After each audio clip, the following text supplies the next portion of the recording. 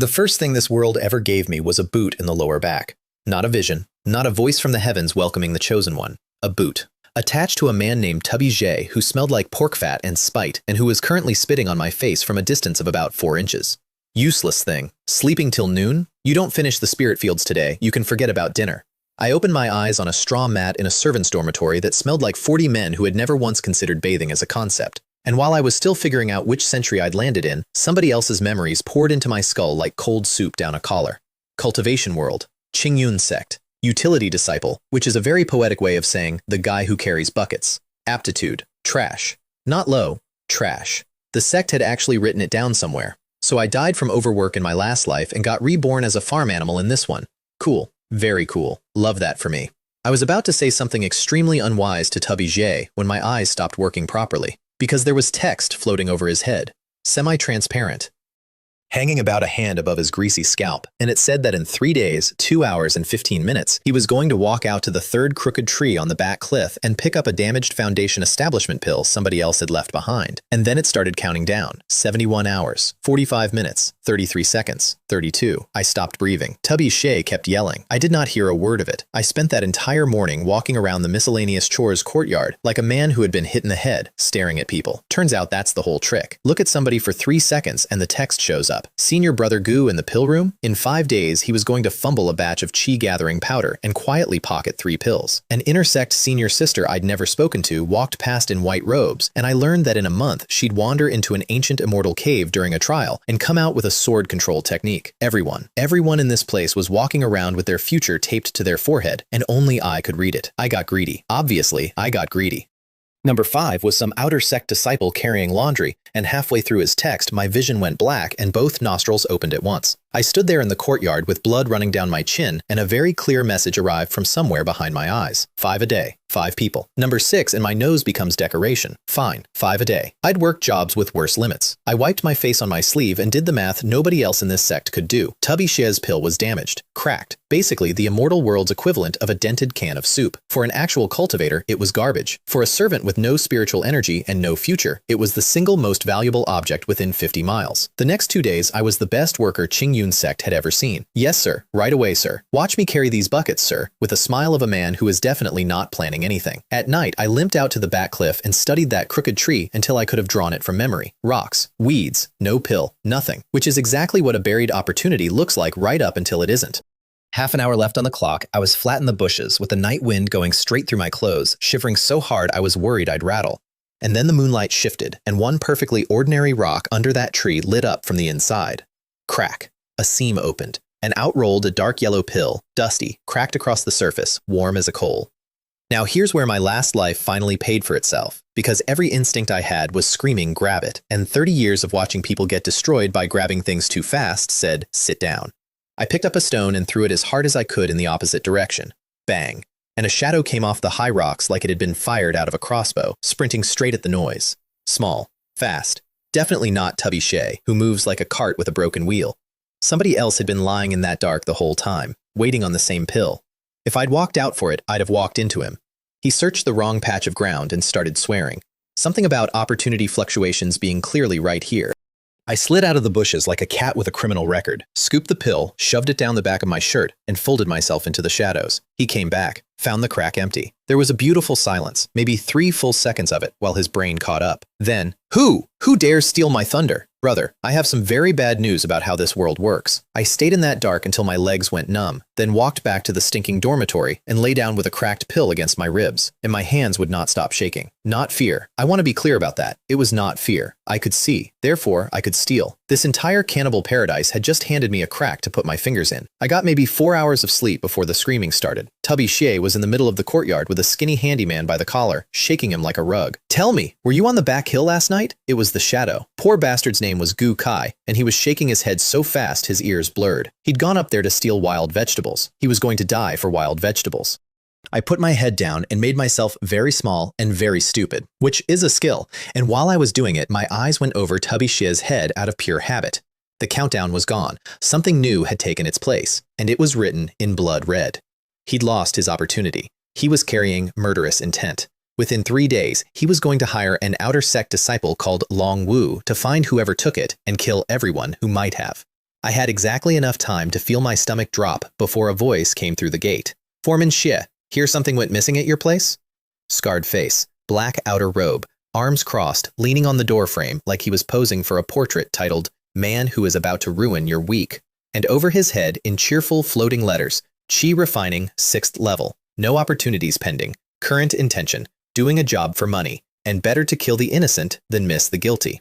That's not a personality, that's a business model. Tubby Xie handed over a little bag of spirit stones. Long Wu weighed it in his palm and grinned with a mouthful of yellow teeth. And I stood in a crowd of servants with a stolen pill burning a hole through my shirt and understood that I had about 72 hours to become a completely different person. Long Wu crouched down and grabbed Gu Kai's chin and shoved spiritual energy through him like a man checking fruit for bruises. Meridians are a mess. This one's worse than trash. He wiped his hand off on Gu Kai's shirt. What would he intercept an opportunity with? Enthusiasm? Then he stood up and let his eyes crawl across every face in that courtyard. But the thief, he said, is definitely among you. I looked at the dirt. My heart was trying to climb out through my throat. And then he did the worst possible thing. He didn't pick anybody. He moved into the empty house next to our courtyard. That's how you catch people. Not with a search, with time. The next 4 days were a masterclass in how to slowly boil a man. Tubby Xie doubled the workload. Everybody got watched. You needed permission to use the latrine, and Long Wu wandered the yard at night like a landlord checking for rats. My only weapon was 5 looks a day, and I spent every single one of them the way a man spends his last coins. Then, on the second afternoon, something screamed overhead. A figure came down over the sect on a flying sword, riding it badly, dripping blood the whole way. Everybody looked up. I looked up too, and I stopped moving entirely because this text was longer than anything I had ever seen. Inner Gate Prodigy, Wei Jianyu, critically injured, dying, and before midnight he was going to pass away quietly in his own cave at the Cold Bamboo Pavilion and leave behind a complete cultivation technique called the Ice Soul Sword Art, a spiritual artifact called Frost Sword, over 300 spirit stones, and 1 unused grade 3 healing pill. Complete legacy. Artifact. Pills. My hands went cold. The gossip came in around me like weather. Poor senior brother Wei, mauled by an ice scale python fighting over a lotus. Who's guarding him? Just his sword attendant. Some kid at the 3rd layer. Won't last the night. Meanwhile, the man who had been paid to skin me alive was standing 40 feet away, and I could see him tilting his head toward that same pavilion like a shark that just tasted the water. Walking in there would be suicide.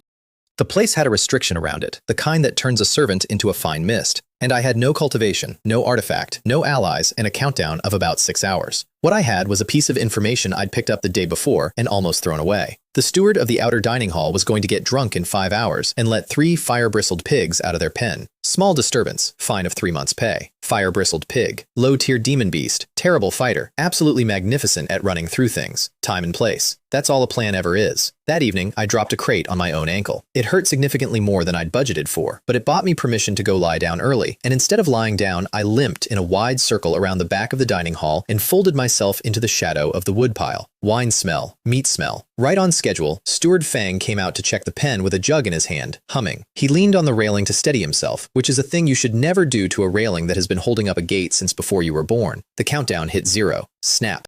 The old lock gave out under his weight, and 3 enormous red-furred boars with tusks like garden tools looked at the open gate, looked at each other, and made the collective decision of their lives. Beast, escape! The northeast corner of the outer sect turned into a livestock riot in under a minute. They went through a pill furnace. They went through the drying racks. Somewhere, a man was screaming about his herbs. Patrol disciples came sprinting from 3 directions. I put my head down and ran the other way on my extremely injured ankle, which was healing at a miraculous rate, and I ran for the bamboo grove. The dark was on my side the whole way. 2 patrols went past me without looking because they had a pig problem. And then I was flat in the wet grass at the edge of a bamboo grove, looking at a small, elegant pavilion with candlelight in the windows and a pale blue skin of light wrapped around the whole thing. Wei Jianyu had less than an hour left. My palms were soaking. And then, from a very long way behind me, came a shout that dropped the temperature of my blood by 10 degrees. Luring the tiger from the mountain? Clever. Long Wu.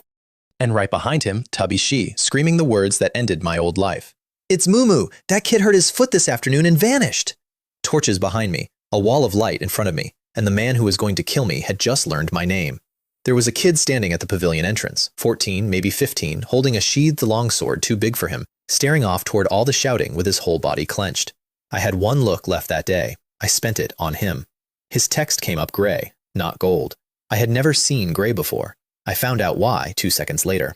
At 2:15 in the morning, after his master died and the cave restriction was forced open, he would be sorting through the belongings, and he would find a blood curse letter hidden in the hilt of that sword, and the letter would tell him that Wei Jianyu wasn't mauled by any python. He was ambushed by his own sect. He was being silenced because he knew. Gray text isn't an opportunity. Gray text is a schedule for your funeral. This water was so much deeper than I thought, and right then the pill in my shirt got hot enough to burn. I don't know why I pulled it out. I just did.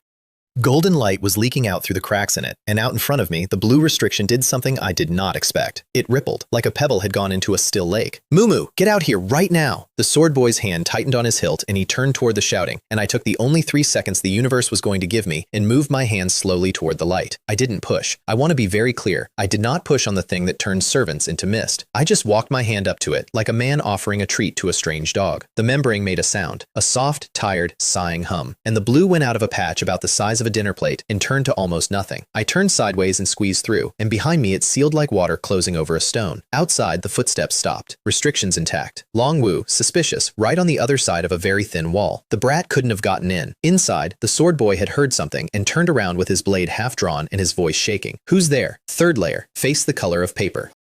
Eyes red and swollen from crying about a man who wasn't dead yet, and that gray countdown ticking away above him like a joke nobody had told him. I could not force this. This kid was the key and the trap at the same time. Don't shout. I let my face come out of the shadows slowly, with the glowing pill held up where he could see it. I'm not here to hurt anybody. I'm here to deliver medicine. His eyes went straight to the pill, and I watched the exact moment his desperation beat his training, which took about half a heartbeat. Who are you? How did you get through the restriction? This pill has history with your master, I said, which is technically a sentence that means nothing. It sensed he was dying. The restriction let it through. I was betting that a boy who was watching his master die was not going to fact-check me. I was correct. Something broke open in his face. You really have a way to save him? Let me see him. Inside, it smelled like medicine and old blood. Wei Jianyu was on the bed, white as a sheet, chest wrapped and seeping dark red, breath coming so shallow you had to watch for it. Above his head, the countdown said less than half an hour. And the pill in my hand floated up off my palm on its own and pointed at an empty sword case beside his pillow like a compass finding north. I made a show of checking his injuries and swept the room with my eyes, and that's when my brain stopped. His hand was hanging off the side of the bed, knuckles white, gripping a small, icy blue scale. And at the base of that scale, there was a cut. Fine, straight, made by a blade held by a person. Brother, I said, very calmly to the boy behind me, your master's wound isn't from a beast, is it? Who was the last person he saw? His face went from paper to ash, and his hand went instinctively to his sword hilt, and I remembered the gray text and understood that his hand had been going there all night without him knowing why. Then the voice came from outside, amplified into something enormous and cold. Sword attendant of the Cold Bamboo Pavilion, a utility disciple named Moo Moo has stolen valuables and fled to this location. Open the restriction and cooperate with the search. Otherwise, you will be prosecuted as an accomplice. Prosecuted as an accomplice. Those words went into that boy like an ice pick. He started shaking. He looked at the shadows outside, then at me, then at his master, and he made the smallest sound I have ever heard a person make. What do I do? On the bed, Wei Jianyu's fingers twitched, once. Trust me, and your master might live, I said. Trust the men outside, and everybody in this room dies tonight. I stepped forward and held the pill up in front of his eyes instead of a knife. This will buy him time. But before I give it to you, you have to see the truth. And I pointed at the scale in his master's fist. Look at that cut, clean, sharp. That's a sword, not a fang. Somebody put a blade in your master's back and dressed it up as a beast. He went to the bed and pried his master's fingers open and looked at the scale under the pill light, and I watched a 15-year-old's entire world come apart in about 4 seconds. It's a sword wound. His voice went thin. That day, senior brother Jiang invited master to hunt a python. Only master came back, covered in blood. They said the python went berserk. Senior brother Jiang? Jiang Feng, inner sect. He was crying now and didn't notice. Master's best friend. He sent a consolation pill today. He stopped. I fed it to master. I looked up at the bed. The golden countdown was still running, but underneath it, there was now a faint black shimmer, and above the boy, the gray one had just jumped shorter. The pill you fed him is a problem, I said fast. We're on the same boat now. That thing outside is very likely here to silence you and your master, and I'm the excuse. He looked at me with his eyes full of blood and tears and asked the only question left. You can really save him? Use this. It'll stabilize him and buy time. I put the pill in his hand. But you deal with the men outside. And my eyes went to the long sword in his arms, to the dull gray jade set into the hilt. You give me what's hidden in that sword. It's about your master's murder, and it's about our lives." He flinched like I'd slapped him. How could a stranger possibly know? Outside, Long Wu stopped talking and started hitting the restriction, and the whole blue skin of the pavilion shivered. The boy looked at his master's gray face, then at the warm pill in his palm. Then he pried the hilt of his sword apart, and a thin sliver popped out of the side, and inside was the corner of a letter stained dark brown. He didn't hand it to me. He held it against his chest. "I'll open the restriction and let them in," he said hoarse. "You hide behind the screen in the inner room. If you move wrong, or if you can't save master," and there was steel in that kid, real steel, "I burn this letter, then I cut my own throat, and you get nothing." 15 years old, and that was the best deal he could invent under pressure. I've worked with executives who couldn't manage it. Deal. The letter was cold. Not cold like winter, cold like something looking at you. I skimmed the first line while a chill ran up my arm. Jiang Feng, the hatred of a murdered brother will be paid in blood. And then I got behind the screen and stopped breathing. The boy wiped his face, put the pill in his master's mouth, walked to the door with panic painted all over him, and started yelling that the thief had already forced his way in, heard him, and run out the back into the bamboo. He made the seal. The light opened a slit. Long Wu came through it first, sixth-layer pressure rolling ahead of him like a bad smell, and his eyes went across the room and stopped on the inner door. Ran away? Which way? Out! Out the back window! West, into the deep forest. Long Wu didn't move. He tipped his head back and breathed in through his nose, slow, like a hound working out a scent, and then he smiled. "Little one, lying is bad for you."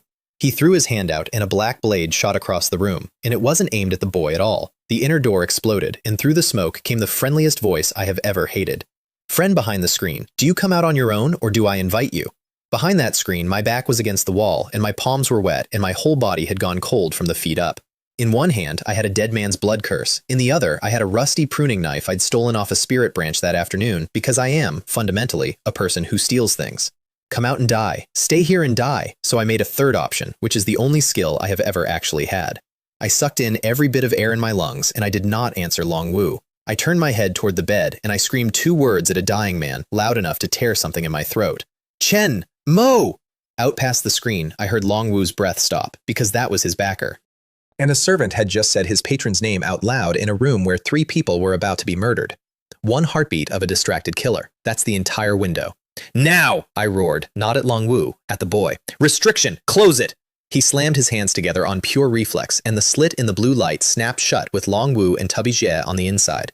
"You little brat! You want to die!" Long Wu's hand came up with something thicker and blacker in it, aimed at the boy, and I came out from behind the screen. Not at Long Wu. I'm not stupid. I threw the rusty knife at a white jade incense burner sitting in the corner with 3 sticks still smoking in it, because I'd clocked it on my way in. Ancient style. Bamboo pattern carved into the body. Completely wrong for a room this modern. Sitting there in the corner like it wasn't the beating heart of something. Please, I thought. Please let me be right about this one thing. The knife hit with a clang. The burner didn't break. It rocked, and something inside it went click, and then the floor lit up.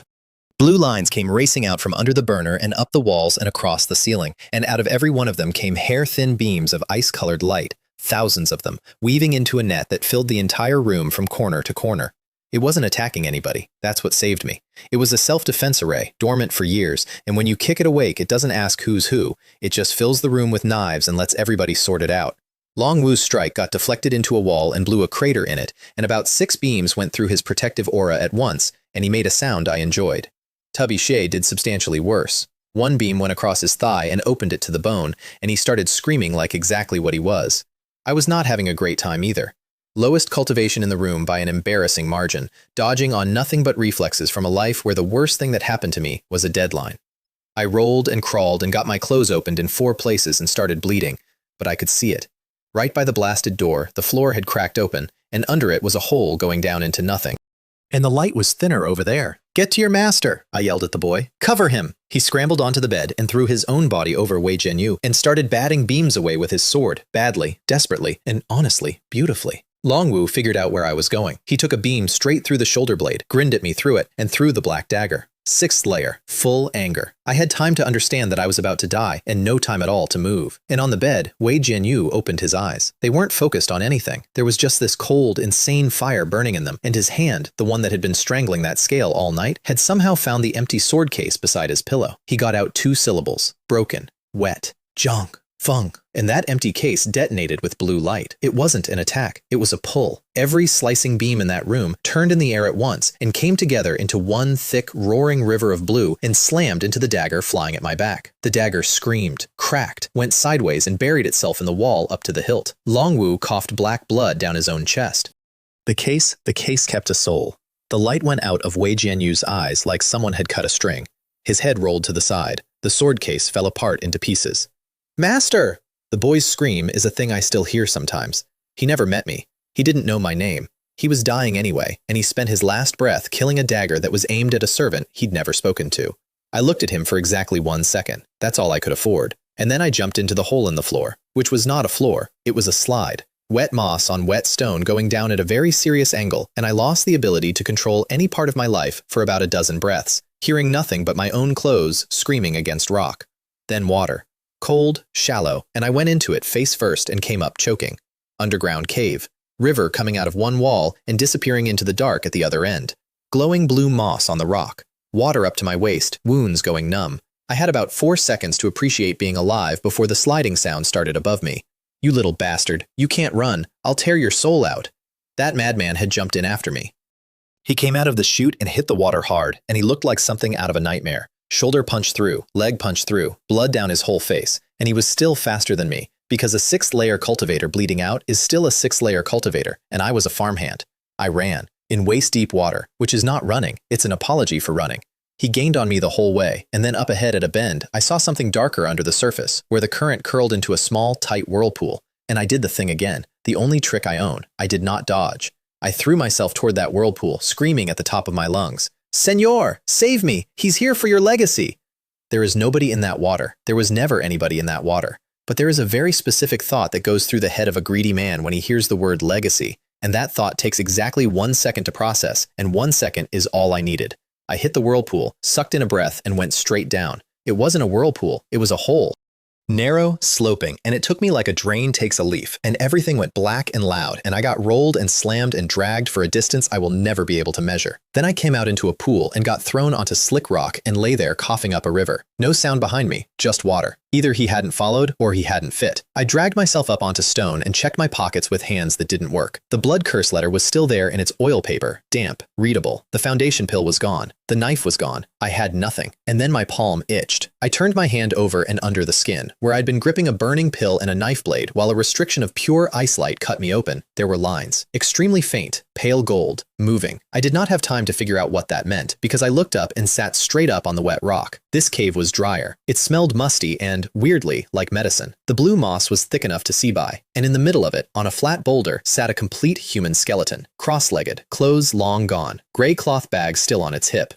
A dull jade slip held between its finger bones, and when I stared at it, text came up. Remains of an unknown fallen cultivator, foundation establishment. And under that, legacy opportunity. Low-grade spirit stones, 2 pills. 1 incomplete technique, the Qi concealment art. Countdown, none. Collectible, free. It was sitting right there and it was free, which is why I did not move a single muscle. 30 years of my last life taught me exactly one law, and it is this. There is no free lunch, and if there's a lunch sitting out in the open, look for the guy who died eating it. I had 1 look left. I spent it on the skeleton. Cause of death? Exploring the dark river, attacked by a swarm of ghost-faced leeches, died of spiritual exhaustion after being poisoned. Warning, leech eggs remain in the soil for 3 feet around the site of death. Eggs activate on contact with the blood of a living creature. 3 feet. The bag was on his hip. I picked up a small stone and threw it out past the safe distance. Nothing. Then I tore a strip off my own blood-soaked shirt, balled it up, and threw that. The instant it touched the ground, the dirt opened. 7 or 8 of them came out at once.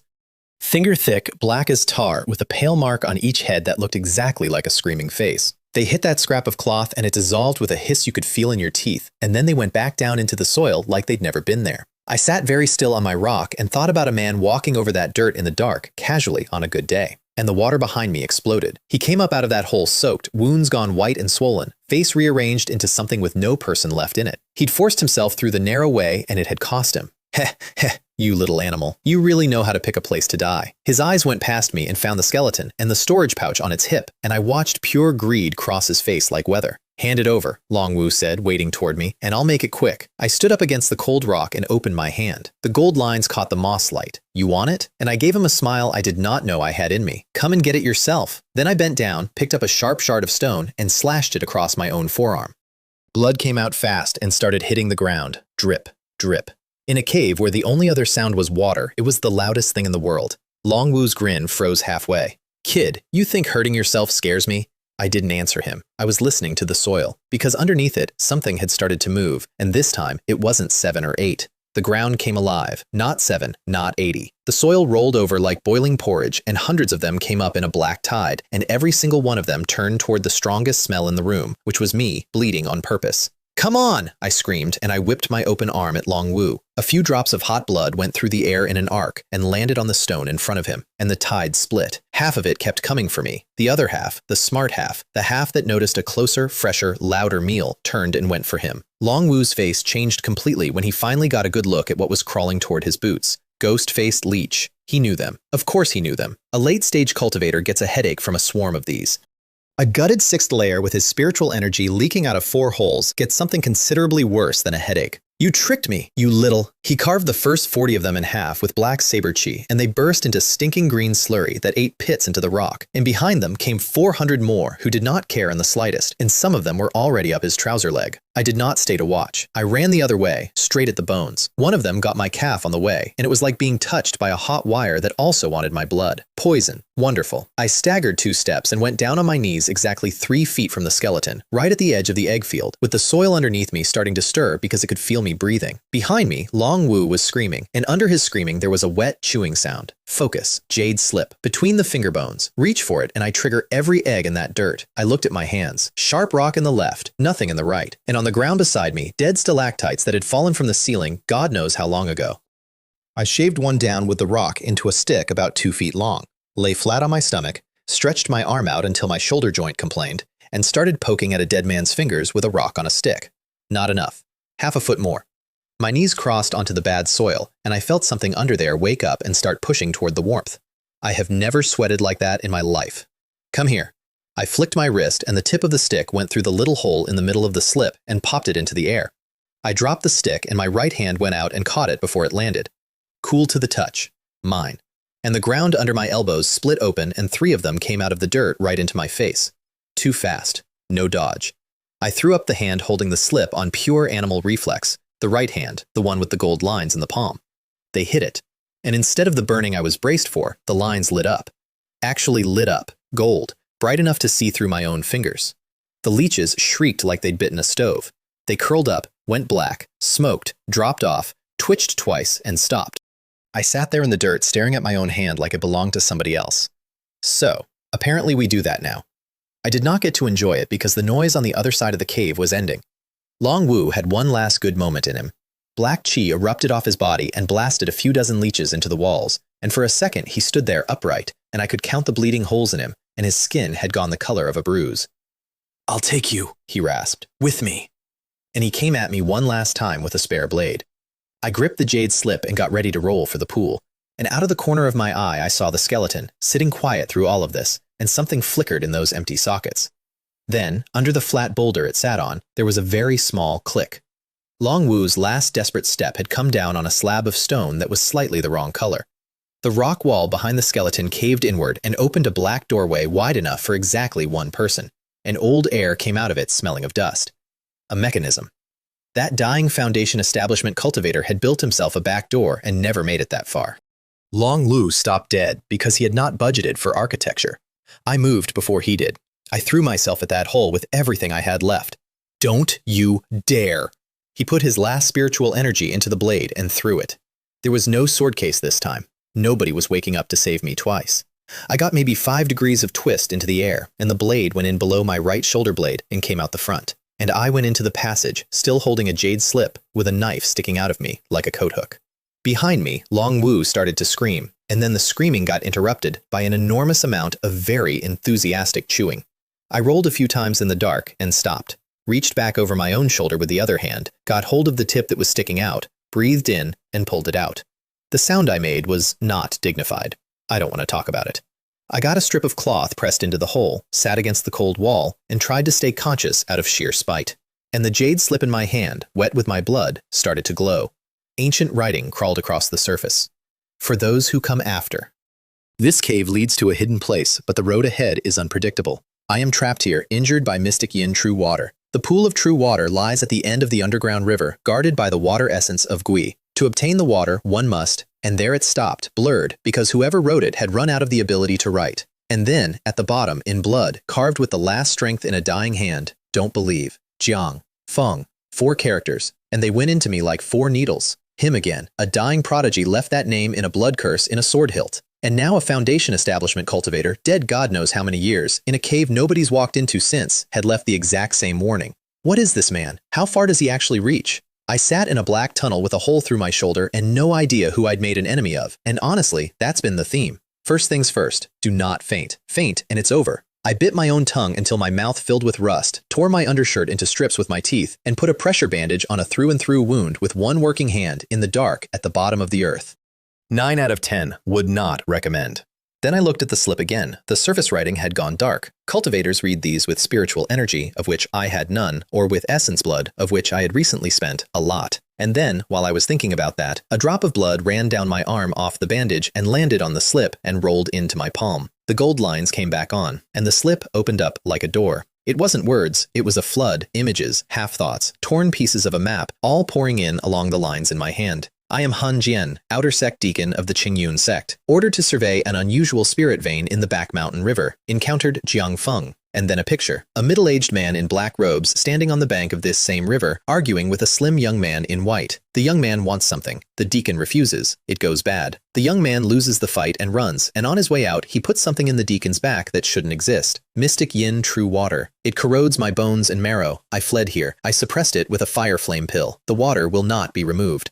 The pool of true water lies at the end of the river, guarded by the water essence of Gui. To take the water, you need something of pure yang or a special method. There appear to be remnants of ancient cultivation at the bottom of the pool, and a map, a crude one, of a whole river system, with his cave marked, and a winding route leading down into the deep, ending at a pool, and a note beside it. The Gui spirit is cold in nature, prefers shadow, fears yang fire and jang metal chi. Then it cut off. The slip's light died and hairline cracks ran across its surface. It had spent everything it had left telling one stranger the truth. So, Jiang Feng wanted the true water. Wei Jianyu had either found out or been chosen as an ingredient, and got put down for it, and Han Jian was an earlier draft of the same murder. And me? I was a guy who saw the wrong text over the wrong head. Congratulations, Moo Moo. You have been promoted from cattle to witness. The lines in my palm faded again, but I could feel them now, humming faintly, and what they were humming along with was the water. Pure yang, jang metal chi. I was a penniless servant. Where exactly was I supposed to find those? And then I remembered the words fire, flame, pill, sitting in that dead man's own account. And I turned my head and looked back down the tunnel, toward a cave with a skeleton in it, wearing a storage pouch. Going back out there was a terrible idea, but bleeding to death politely in a tunnel is also a terrible idea, and at least one of them had a pouch attached. I strapped my right arm to my body with more shirt, picked up the black dagger that had recently been inside me, and walked back toward the smell. The smell got worse the whole way. What I found in that cave was a floor covered in a thick translucent jelly, several inches deep, with bits of cloth and pieces of bone in it that hadn't finished dissolving, digestive fluid, and leftovers. Long Wu was gone, mostly. Near the edge of the pool, there was one hand, picked absolutely clean, still gripping a rock. Nice grip, buddy. Great follow-through. And in the middle of it all, Han Jian sat exactly where he'd sat for however many years, untouched, with 3 feet of perfectly calm dirt around him, like the massacre had been somebody else's business. The pouch was 10 meters away across a carpet of the stuff that ate a man in 4 minutes. So I did what I do. I went back to the tunnel, chipped rocks out of the wall with a dagger in one hand, came back, aimed at the join where a long stalactite met the ceiling, and started throwing. First stone, nothing. Second, nothing.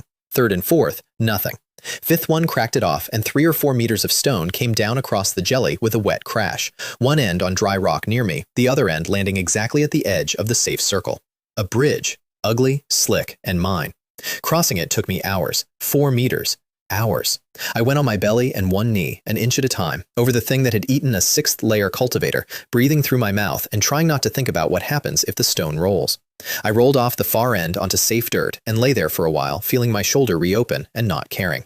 "Senor," I said to the bones, "excuse me." The pouch came off the belt with one pull, and the jolt knocked his hand apart, and the finger bones scattered, and something rolled out of them and landed by my knee. A ring. Not gold, not jade. Dusty, cool, with fine cloud patterns cut into it. I did not have time to look at it properly, which is a sentence I would repeat many times over the next year, so I shoved it in my pocket and put my mind into the pouch instead. Small space, about half a room. 25 low-grade spirit stones, glowing faintly like the world's most boring treasure. 2 jade bottles, 1 bigu pills one, and I actually laughed out loud in that horrible cave. Fire flame pills. 3 left, red as coals. A faded jade slip, the Qi concealment art. Some clothes. Some food and water skins that had rotted into archaeology. A few chunks of unidentified ore. And a little animal hide notebook that said, in a dead man's handwriting, Notes of Outer Sect Deacon Han Jian. I swallowed a fire flame pill immediately. Warmth went through me like the first hot drink after a night outdoors, straight into the shoulder, and the bleeding slowed. Then 2 bigu pills, because the last thing I'd eaten was a bowl of gruel in another lifetime. Then I tied the pouch to my waist and turned to crawl back over my bridge, and the floor started boiling. Glug, glug. Dozens of crimson lights opened up in the jelly. They hadn't left. They had never left. They had been lying under their own leftovers digesting a man, and the smell of my open shoulder had just rung the dinner bell a second time. They came up bigger than before, and they didn't rush me. That's the part I hated. They spread out slow and calm and surrounded the base of my bridge, cutting off the only way back, and then they sat there. 3 feet of safe dirt. That's a plot, not a fortress. I got my back to the wall with a dagger in my left hand and a right arm that couldn't hold a spoon, and the fire pill's warmth ran out at exactly the wrong moment, and I thought, well, I got the pouch. I got 2 whole minutes of being rich, and the dusty ring in my pocket started to vibrate. Not warm, cold, a specific, sharp kind of cold that went through the cloth and into my skin and cleared my head like a slap. And it wanted something, not in words. It was pulling at me, at my blood, at the gold lines in my palm, the way a magnet wants iron. A fat one launched out of the slime straight at my face, mouth first. I grabbed the ring and pressed it into the open wound on my shoulder. The blood soaked into it, and the cave turned white. Those little cloud lines on the surface blazed silver, and the sound that came out was the sound of an enormous sword being drawn out of a scabbard the size of a house. A ring of visible force went out from me in every direction. Every leech in the air, on the ground, in the slime, in mid-lunge, came apart into green pulp at the exact same instant. The jelly on the floor got scraped off the rock like somebody had taken a shovel to it. 3 breaths. That's how long it lasted. Then the light went out, and I dropped onto one knee, gasping, with the ring warped in my fist. The cave was silent. There were a few survivors trembling in the far slime, and not one of them was coming any closer. The ring wasn't gray anymore. It had gone dark silver, and the clouds on it had turned into flowing lines that looked like sword chi, and my shoulder, my ruined, punched-through shoulder, had gone cool and stopped hurting and stopped bleeding. Information dropped into my head through the blood still connecting us. Ancient ring, nameless, broken. Original owner, sword cultivator, Han Jian. It held 1 strike of his lifetime sword intent and evil chi. That strike had now been spent. After recognizing a master, it can slowly absorb metal evil chi or the host's killing intent to recover. Contains a small square space of about half a foot. It slowly nourishes the host's body, especially sword wounds and metal wounds. A dying man made himself 1 perfect final swing and never got to use it. And then a stranger with a slit forearm used it on some worms. Senior Han Jian, I said out loud to a pile of bones, and this time I meant every word of it. Thank you. I slid the ring onto my left index finger, and it adjusted itself to fit, because of course it did. And the moment it settled, I could suddenly feel something new floating in the air of that cave. Something thin and sharp. Metal. Like tasting iron on the wind. I crossed my bridge again with the leeches watching me from a respectful distance, and I didn't look back until I was in the tunnel. Then I walked until the passage went dry and found a little stone alcove barely big enough to fold myself into. And finally took inventory. 25 spirit stones. 3 fire flame pills, -1. A Qi concealment art. A dead deacon's notebook. A ring that had saved my life by killing everything within 30 feet. And a notebook that had a section on Zhang Feng in it, which I read by moss light with my hands shaking. Zhang Feng. Inner gate, Dangxia Peak. Outwardly gentle, actually vicious. In recent years, frequently visits the underground river behind the mountain, movements unclear. Once asked me about mystic yin true water. I told him I knew nothing. He did not appear pleased. This person's background is complicated. Suspected past relationship with a certain elder in the sect. Ordinary disciples avoid him like plague. So he had backing at elder level. Fantastic. Truly an excellent development for a servant currently sitting in a hole. Last, the ore. Gray-black, heavy, natural patterns on the surface. And when I looked at them, the ring on my finger went warm and gave me an emotion I can only describe as hunger. I put one against it. A thread of gray-black smoke came off the odor and disappeared into the ring, and the clouds on it brightened, and the rock in my hand got noticeably lighter. Okay, so it eats. Good to know. Everything in my life eats.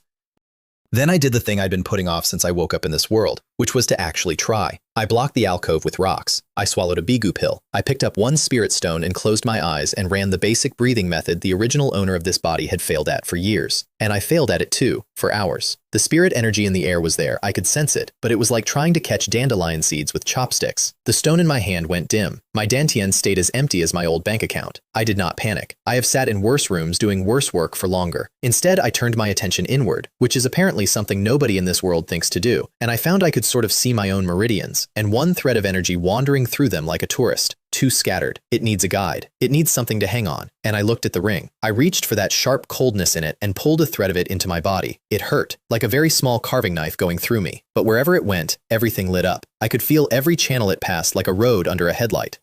And in that one clear, painful second, I threw the breathing method at it with everything I had and used that sharp thread as a hook and dragged. A wind moved inside that little stone hole. Energy came in through my mouth and my nose and my skin and went down a specific road toward my dantian. And something broke. Cold settled in my belly and stayed there, thin as a hair, real as a stone. Qi refining, first level. I opened my eyes in the dark and the spirit stone in my palm had turned into an ordinary gray rock, completely dead. Worth it. Absolutely worth it. I didn't stop. I picked up the Qi concealment art and read it with the pathetic amount of energy I now owned. It's not complicated. You imitate plants and rocks. You take everything that makes you a living creature, your energy, your blood heat, your presence, and you turn it down until you read as scenery. First try, failed. Second try, I held my breath, essentially, and it sounded fake. Third, fourth, 12th. Another spirit stone burned to nothing. And then somewhere around attempt 40, with the ring quietly helping me steer, the little cloud of a first-level cultivator around me pulled back like a tide going out. Sitting there, I read as a mortal. A slightly sturdy one, a guy who carries buckets, which, if you think about it, is the most useful thing I have ever learned. I let out a long breath and it came out gray with the junk my body had been carrying. My shoulder had knitted most of the way closed. My exhaustion was gone. The world had gotten very slightly sharper at the edges. So this is what being a cultivator feels like. Lowest rung on the ladder. Still a ladder. I looked at 23 remaining spirit stones and 2 fire pills, and I touched the blood curse letter in my pocket, and I looked at the ring on my left hand, which had started very quietly pulling toward the deep dark of the tunnel. The map ends at the true water. The ring wants something down there. The letter wants something down there. And behind all of it, that name again. Fine, let's go meet everybody. I did not run straight at the treasure. Everyone who runs straight at the treasure is in a story where somebody else is the main character. Instead, I spent a full day surveying, like a man doing due diligence, except the due diligence was in a lightless river under a mountain, and the auditors were poisonous. The river turned out to be a whole system. Places where it opened into halls with the water roaring. Places so tight I had to go through sideways with my ribs complaining. Side branches going off to nowhere in particular. 3 things came out of that day. First, crevice full of shadow moss, glowing faintly, useful for yin attribute pills. Wrapped it in oil paper and dropped it in the ring. Second, a shallow stretch full of underwater stalagmites where the ring practically dragged me into the water. 7 or 8 fist-sized black chunks of ore at the base of the spikes, heavy and cold. I fed them to the ring one at a time and watched the cloud patterns get brighter and the ore get lighter, and the little sharp feeling it gave me got noticeably sharper. The leftovers were pure ore, which is worth actual money, so I kept those too. I have never in my life left the packaging behind. Third one was the good one. At the end of a tributary so narrow it was basically submerged, I squeezed through a hole into a sealed grotto with no exit and no air current and no reason to exist. In the middle of it was a skeleton so old it had gone to ash, with a few rusted weapons scattered around it. Text came up. Site of an unnamed cultivator's death. Residual opportunity. 3 incomplete sword techniques carved into the stone wall. Requires comprehension. 1 Zheng metal ring hidden in the finger bones. Currently inert. Faint traces of Zheng metal chi remaining. Zheng metal chi. I want you to understand that at this point, I had been in the immortal world for about a week, and I already owned 2 rings. This becomes a pattern. I would like it noted that I did not plan it. The bronze ring in the bones was rusted through and useless, but when I brought my ring near it, mine started shaking with an urgency that made the black ore look like a light snack. I touched them together. A wisp of pale gold came off the old ring, thin as a thread, so pure it had a kind of stubbornness to it, this refusal to be broken, and my ring swallowed it whole. The dark silver got a faint gold plating. The sharpness it fed back into me went up a whole level, and the bronze ring collapsed into dust in my palm. Sorry, friend, you were a great snack. Then I looked at the walls, which were covered in what appeared to be the scratchings of a lunatic. Chaos. Random gouges everywhere. Except when I calmed down and put my brand new first level awareness on them and pushed the ring's sharpness into my eyes to look, the scratches got up and rearranged themselves. 3 figures moving in sequence, each one swinging a sword with a kind of terrible finality. First move, severing flow. You cut like you're cutting a river in half. All instantaneous power, no hesitation, no second stroke. Second move, concealed edge. The sword pulls back. You gather everything and show nothing, and hide the killing blow inside a movement that looks like retreat. Third move, shattered jade, a last stand. You trade absolutely everything you you are for the other man's life. That one was incomplete. Only the opening and the intent survived. Somehow that made it worse. There was no energy circuit, no technique, no forms. It was all intent, which is useless to a real cultivator and perfect for a guy who had exactly one thread of chi and no idea what to do with it. I practiced in that grotto with my fingers as the sword until my head felt scraped out, until all three of those intents were burned in behind my eyes. Then I bowed to the ash pile and left. Back on the main river with my pockets full and my head buzzing, I heard the water change. Not the normal gurgle, something rhythmic. Whoosh, whoosh.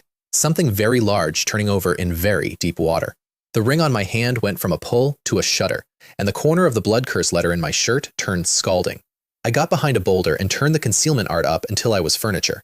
The dark fork of the river ahead of me churned, and a huge translucent shape came up out of it, glowing faint blue, long, serpentine. Something like a dragon made out of nothing but water and cold light, with scales that weren't quite there and eyes that were completely empty, sweeping the river without looking for anything in particular. I caught it out of the corner of my eye for maybe 2 seconds, and my spiritual energy stopped circulating. The water essence of Gi, guardian of the true water. And according to my own vision, it was in a weakened, dormant state. Weakened, dormant. And a first-level cultivator hiding behind a rock was still going to need new pants. It swayed once, sank, and went off down another branch, and I stayed exactly where I was until the sound was completely gone, and then stayed there some more. Going to the true water pool was suicide. That was now confirmed by direct observation, which is my favorite kind of confirmation. But the letter in my shirt hadn't cooled down, and it wasn't pointing at the pool anymore. It was pointing at a boring patch of mossy wall in a recess of the main channel. The moss there was an inch thick and slick and looked exactly like every other piece of wall in 100 miles. But when I got within 3 feet, that letter got so hot it started to vibrate. Wei Jianyu had been down here, or something of his had. I brushed the moss aside, more moss, nothing. So I stopped being clever and I took the letter out and pressed it against the stone. It was like putting a hot iron on ice. The moss that touched it withered black and peeled back in a spreading circle.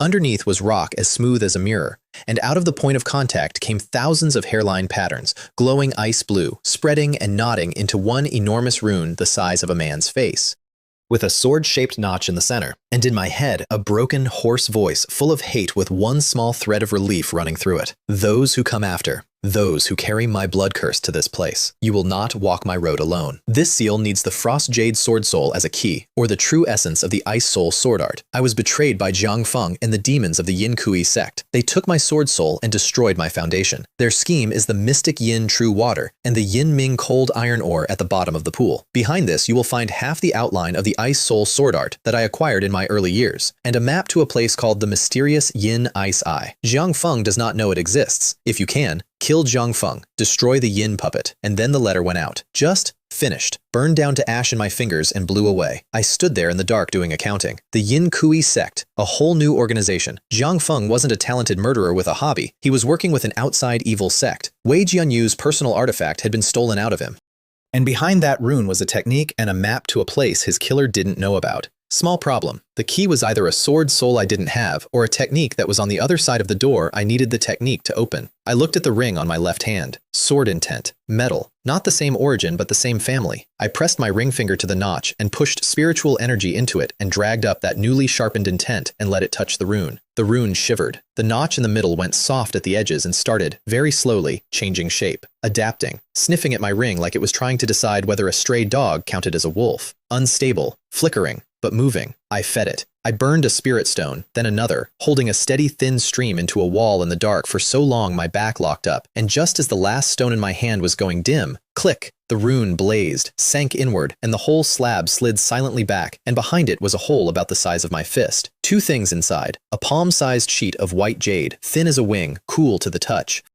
The moment I held it, the entire Ice Soul Sword Art came into my head. Framework, circulation, the actual philosophy of the sword intent, the whole first half of it up to foundation establishment. And it was complete, and it was deep, and it made my 3 scratched wall moves look like drawings on a napkin, and an old scroll of animal hide, bound with silver thread. A far better map of everything under this mountain, marking the rivers, the pool, and off in a far corner a bright ice blue dot labeled Mysterious Yin Ice Eye. Small amounts of true water seep through, pure pure cold energy, assists ice attribute cultivation, guarded by low-level ice spirit beasts. And in the margin, in Wei Jianyu's own hand, this eye connects to the true water pool. The spirit chi runs between them. Jiang Feng should not know of this place. Perhaps one could begin here. Perhaps one could even intercept some of his water. Intercept his water. I liked this dead man enormously. I was still reading when the sound came back down the river behind me. Whoosh, whoosh, closer this time, faster, and headed directly for the wall I was standing at.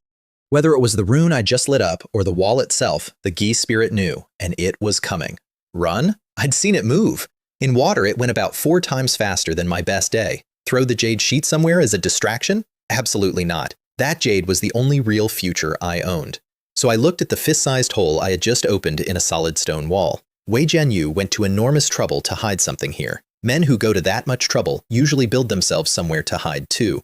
I'm taking the gamble. I grabbed the map and the jade and shoved them into my clothes, turned sideways, put my left arm in first, stretched myself out like something being posted through a mail slot, and forced my body into a hole meant for a fist. My shoulder wound ground against the rock, and I didn't make a sound. My ribs got squeezed until I couldn't breathe. Bone scraped stone, and with the blue light of that thing lighting up the river behind me, I got the last of myself through. It was not a chamber, it was a crack. A downward-sloping natural fissure, so narrow I could only crouch in it, unable to turn around. I reached back and hauled the slab shut behind me.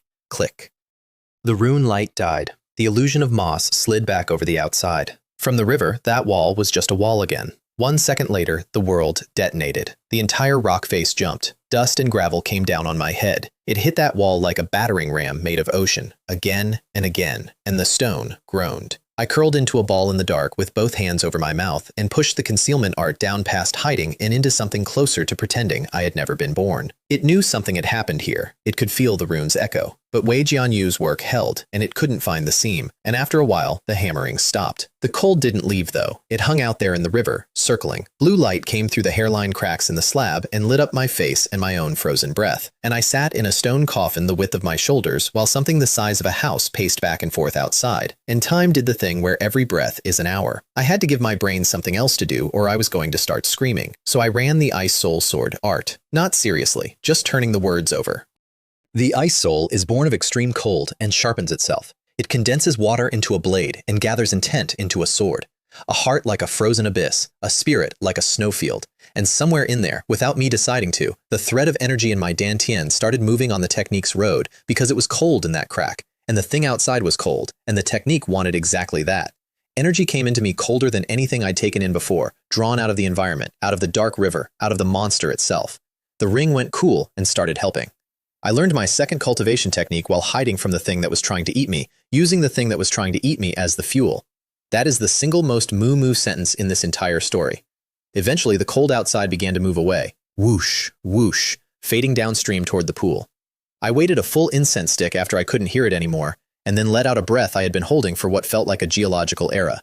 Then I looked at the other end of the crack, because it kept going down, and there was air moving in it.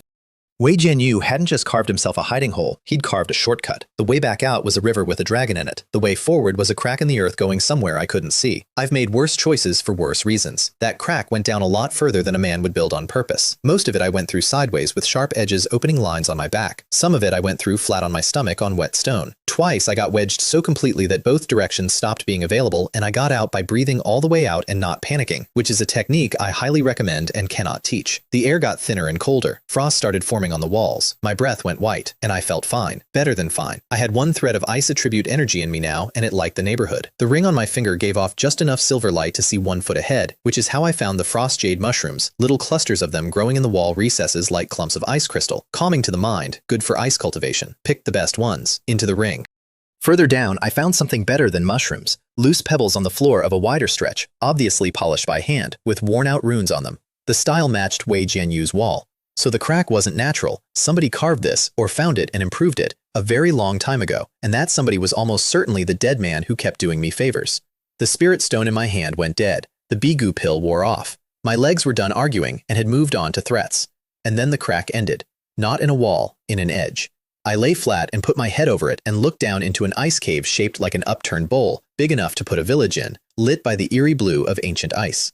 At the bottom, a pool about 100 feet across, mirror flat, so still it looks solid, water the color of the inside of a glacier and thick as syrup. White frost rose off it in visible ribbons and turned slowly in the air, the mysterious yin ice eye. And on the near shore, growing right out of the ice, were dozens of plants shaped like orchids, entirely ice blue, each one carrying a translucent pearl of fruit at the top. Ice Soul Orchid, born in the land of extreme yin.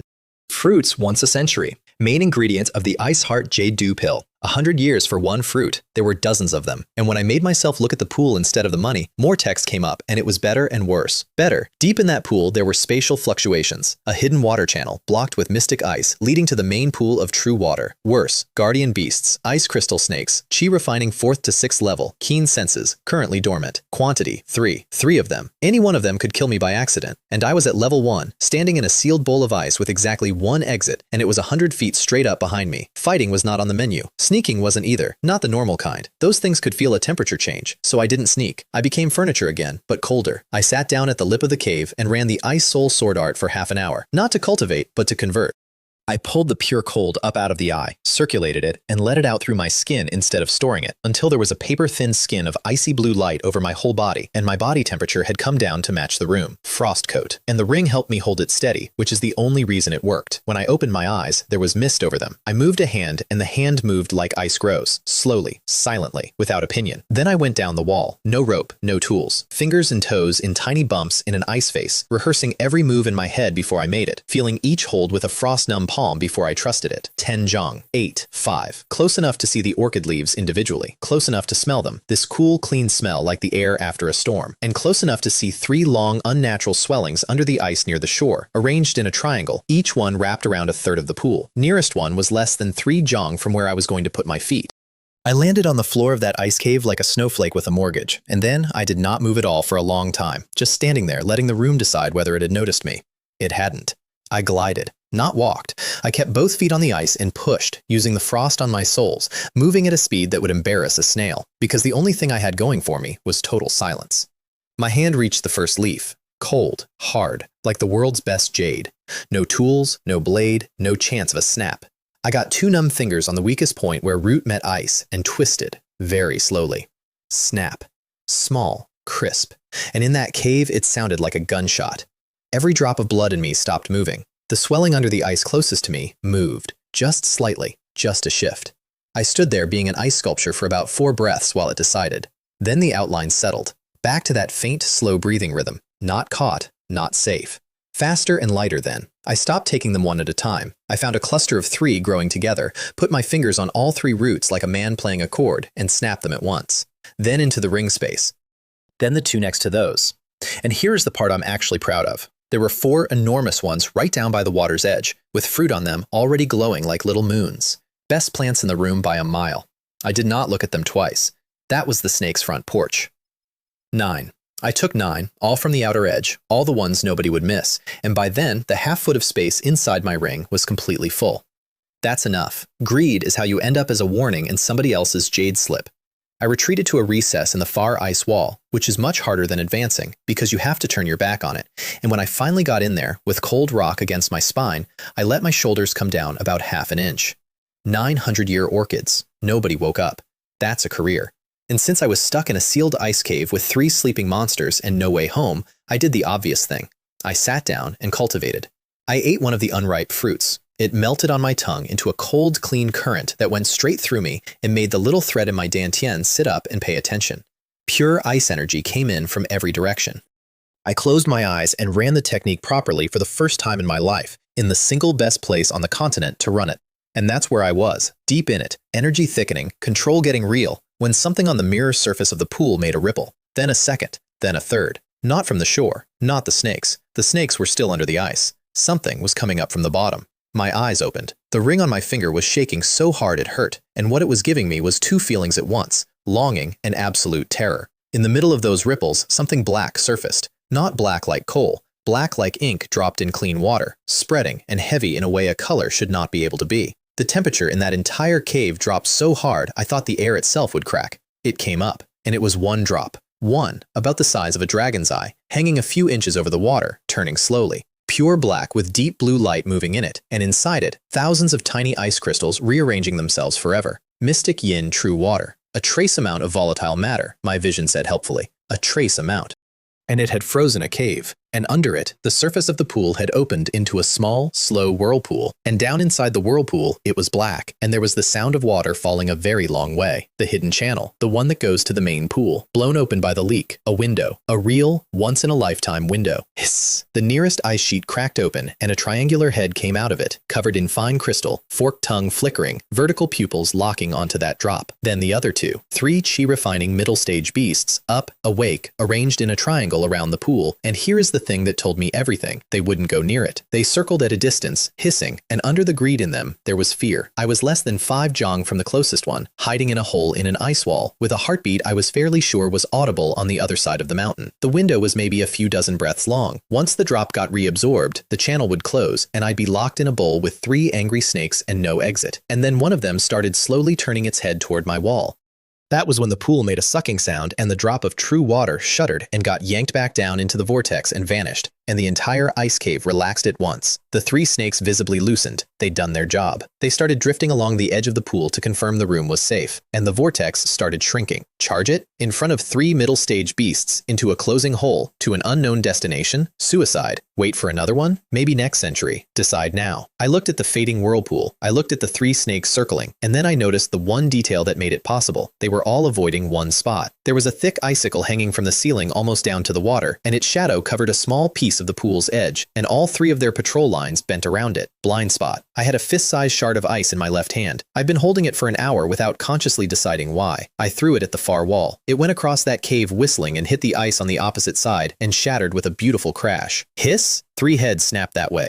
3 bodies arched into attack posture, aimed at a noise 100 feet from me. The oldest trick I own, and it has never once failed me. I came out of that hollow like a shadow skimming the floor, and I did not run at the pool. I ran at the icicle. Foot on the base, push, and my whole body went up and over in the blind spot and out over the water like something fired from a bow, straight at a black hole that was now the size of a wash basin. Behind me, 3 snakes finished confirming that a piece of ice was just a piece of ice and turned around, and what they saw was a blur going headfirst into the last of their channel. The scream those things made shook the cave. 3 streaks of blue came at me in the same instant. Too late. I went into the vortex a heartbeat before their teeth closed, and the water shuddered and clenched shut behind me, and the last thing I heard was 3 furious animals beating an ice-covered pool that no longer had a hole in it. I braced for a long, horrible ride down a freezing water channel. Instead, I got about 4 breaths of being crushed, a sensation like going through a membrane, and then a hard floor, dry floor, no water, not one drop. I got up coughing and looked around and had to sit back down again. I was in a stone chamber, circular, about 100 feet across, 30 high, built out of blue-gray stone by people with a budget. The dome had dozens of egg-sized beads set in it, giving off soft white light, so the whole place was as bright as an afternoon. In the middle, a raised circular platform covered in silver runes that clearly used to be a formation, and were currently as dead as a phone with no charger. 8 arched doorways around the walls, 7 sealed with heavy stone, 1 directly opposite me, standing slightly open onto darkness. And when I looked at the room, the text came up, and it did not stop coming. Outer stone chamber of the ancient master Tianyun's residence. A damaged small teleportation array. 1 way. Needs a specific token in spirit stones. 3rd carving on the east wall. Incomplete body refining technique. 1st layer guide diagram of the mystic jade body. West wall recess. Discarded tier 3 pill furnace. Jade powder remaining at the bottom. Edible. Mild body tempering effect. Behind the north gate. A passage to the inner chamber. A restriction exists. Requires deciphering or a token. Warning. A weak restriction in the outer chamber has been disabled. The inner chamber restriction is intact. Danger unknown. Countdown, none. Explorable. I sat on the floor of an ancient immortal's cave dwelling with a full inventory list floating in front of my eyes, and I understood, finally and completely, what I actually had. Everybody else in this world has to walk into a place like this blind, poke the walls, trigger something, die. I get the manual. Then I made myself stand up and be careful anyway, because a list that says danger unknown is a list that has already told you the important part. The east wall carving was real. 20-odd figures in strange postures with old cloud seal notes beside them. A body refining method called the mystic jade body. Memorized it. The west wall recess had a 3-legged pill furnace half my height, dark red, cracked all over, its spirit long gone. I brushed the dust out of the bottom and found a pinch of snow-white powder that smelled faintly sweet, chalcedony. Scraped every grain into an empty pill bottle like a man cleaning out a jar of honey. The platform in the middle had 8 little grooves around the formation, 7 empty, 1 holding a chip of milky jade the size of a fingernail. I fed it a spirit stone to see what would happen. The runes lit up for about a second and a half, the stone turned to powder, and everything went dark again. Right, not enough fuel and not enough keys. Noted. Which left the north gate.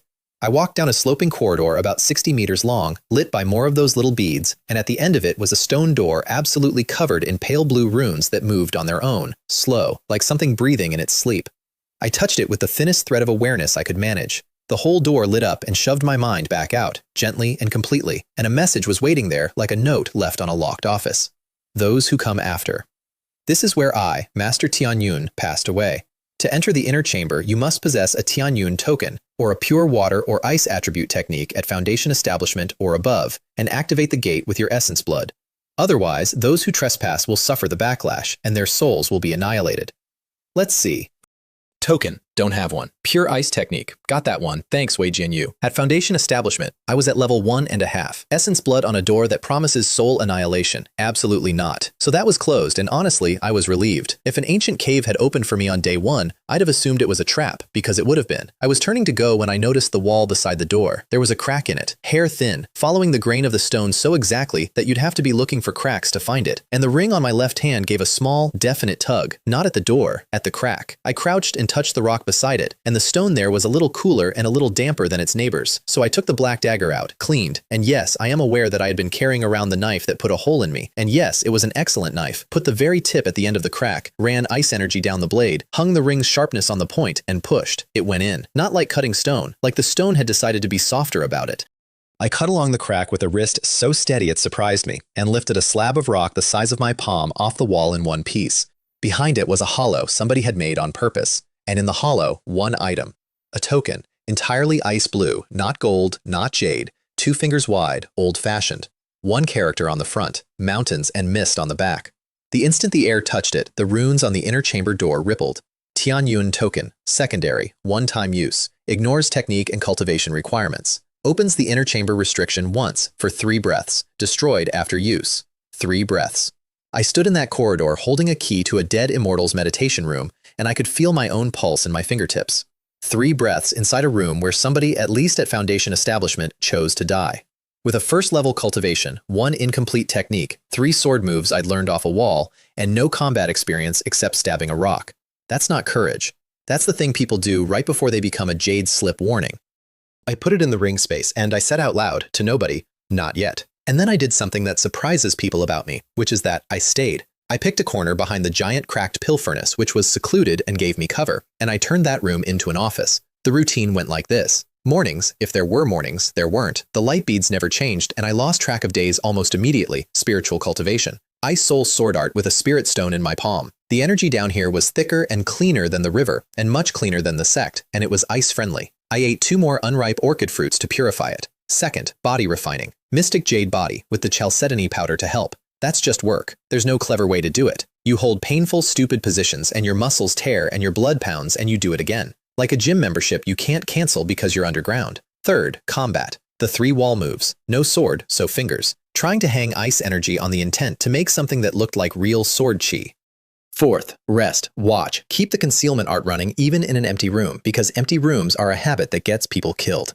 And that's how a servant spent what turned out to be about a month living behind a pill furnace under a mountain, eating pills, drinking rock seepage, and slowly turning into something else. My body changed where I could see it, the thin frame filled out with lean muscle. Under the skin there was this faint warm sheen the mystic jade body gives you. And one day the cold in my dantian hit a wall and cracked it, like ice breaking on a river in spring, and a much larger and cleaner current came rolling through my meridians. Chi refining, 2nd level.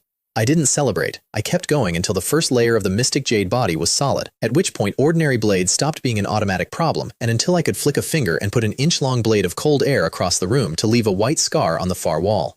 Not much of a weapon, but it was mine. It was ranged, and a month ago my best attack was throwing a rock. I ate my 9th and last bigu pill and knew the retreat was over. Then I got curious about the pill furnace because I am incapable of leaving things alone, and put my palm on one of its cracks and pushed cold energy into it to see whether I could freeze it back together. Nothing at first. Then, faintly, through the metal, I heard water. Not river water, something deeper, slow, enormous, like the pulse of the ground itself. And it resonated with the same faint pull I'd felt from the gold lines in my palm on the banks of the dark river. So this cave, and the true water veins, and even this discarded furnace, were all part of one system, and I was leaning on a piece of plumbing that ran through the whole mountain. I was still working that out when the room room jumped. Boom, dust came off the ceiling. The light beads flickered, and from the north, from behind the sealed inner chamber door, came a wave of spiritual energy so cold and so violent it came right through the stone and the restriction and hit me in the chest. Something in there had woken up. The shaking lasted a few breaths and stopped, but that presence didn't leave. It settled and stayed and paced like something enormous that had just remembered it was awake. And in my ring space, the ice blue Tianyun token started glowing and got hot, which could have been an invitation. I chose to read it as a warning. Charge in and see? At the second level, with 3 sword moves and a good attitude? No. Run for it and leave whatever was behind that door, whatever was connected to the gold lines in my hand and the ring on my finger as a permanent question mark? Also no. So there was one option left, which is my favorite kind. Find out from a distance and don't touch anything. I put my back against the cold pill furnace and merged into it as hard as the concealment art allowed. Then I split off the thinnest possible thread of awareness, the finest hair I could pull off my newly upgraded second level spirit, and sent it creeping up the corridor like a snail extending an eye. And I hung the ring's sharpness on it, not as a weapon, as a stethoscope. 3 feet from the door, I hit the barrier. Solid, elastic, absolutely not letting anything through. Fine, I didn't push. I pressed my thread flat against it the way you press your ear to a wall to hear the neighbors, and I waited. The room was silent. My own heartbeat was the loudest thing in it. Then, without warning, boom, twice as hard as before. The whole chamber shook and the air filled with dust, and against the barrier, my thread saw the pale blue runes flare up and start flickering wildly, like something enormous was hitting the door from the inside. Now, right now, while the wall is shaking, there is a gap. I put everything I had into that one thread and drove it, needle thin and ring sharp, at the exact spot where the light was stuttering worst. It went in about ½ an inch, and it felt like running head first into a spinning wall of iron, and for one instant I saw what was on the other side. A hall, much bigger than the outer chamber, and much more broken. In the center, a raised platform, and on it a tall skeleton sitting upright, cradling a sword. The sword was black, not painted black, black like a hole, and it was covered in dark red cracks that pulsed in and out like breathing, and every time they pulsed, something came off it that made my mind want to leave my body. It was shaking, fighting. Around the platform, 8 enormous stone pillars, and out of each pillar a chain of pale blue light wrapped around that sword. 3 of the chains were already snapped. The other 5 were dim and straining. And under the platform, in front of the skeleton, 2 figures were kneeling, dead a very long time, postures like worship, or like people who had their lives taken out of them mid-ritual. Fragments of thought came through with the picture, torn and overlapping. Evil chi backfires, cannot be suppressed. You wicked disciple, you stole the token, you caused this. Gooey water, echoes, the great formation is flawed. And then the barrier convulsed and threw me out. I coughed and there was blood in it, and blood came out of my nose, and my head felt like somebody had opened it and stirred. But I had it. Master Tianyun's corpse, a sealed demon sword, 8 chains, 3 broken, a traitor disciple who stole something, a flaw in a formation that ran on true water, the same true water Jiang Feng was trying to steal, which meant Jiang Feng and his friends weren't just after treasure, they were, one way or another, working on the lock. And in my left hand, the ring was shaking with a desire I could feel in my teeth. It wanted that evil chi.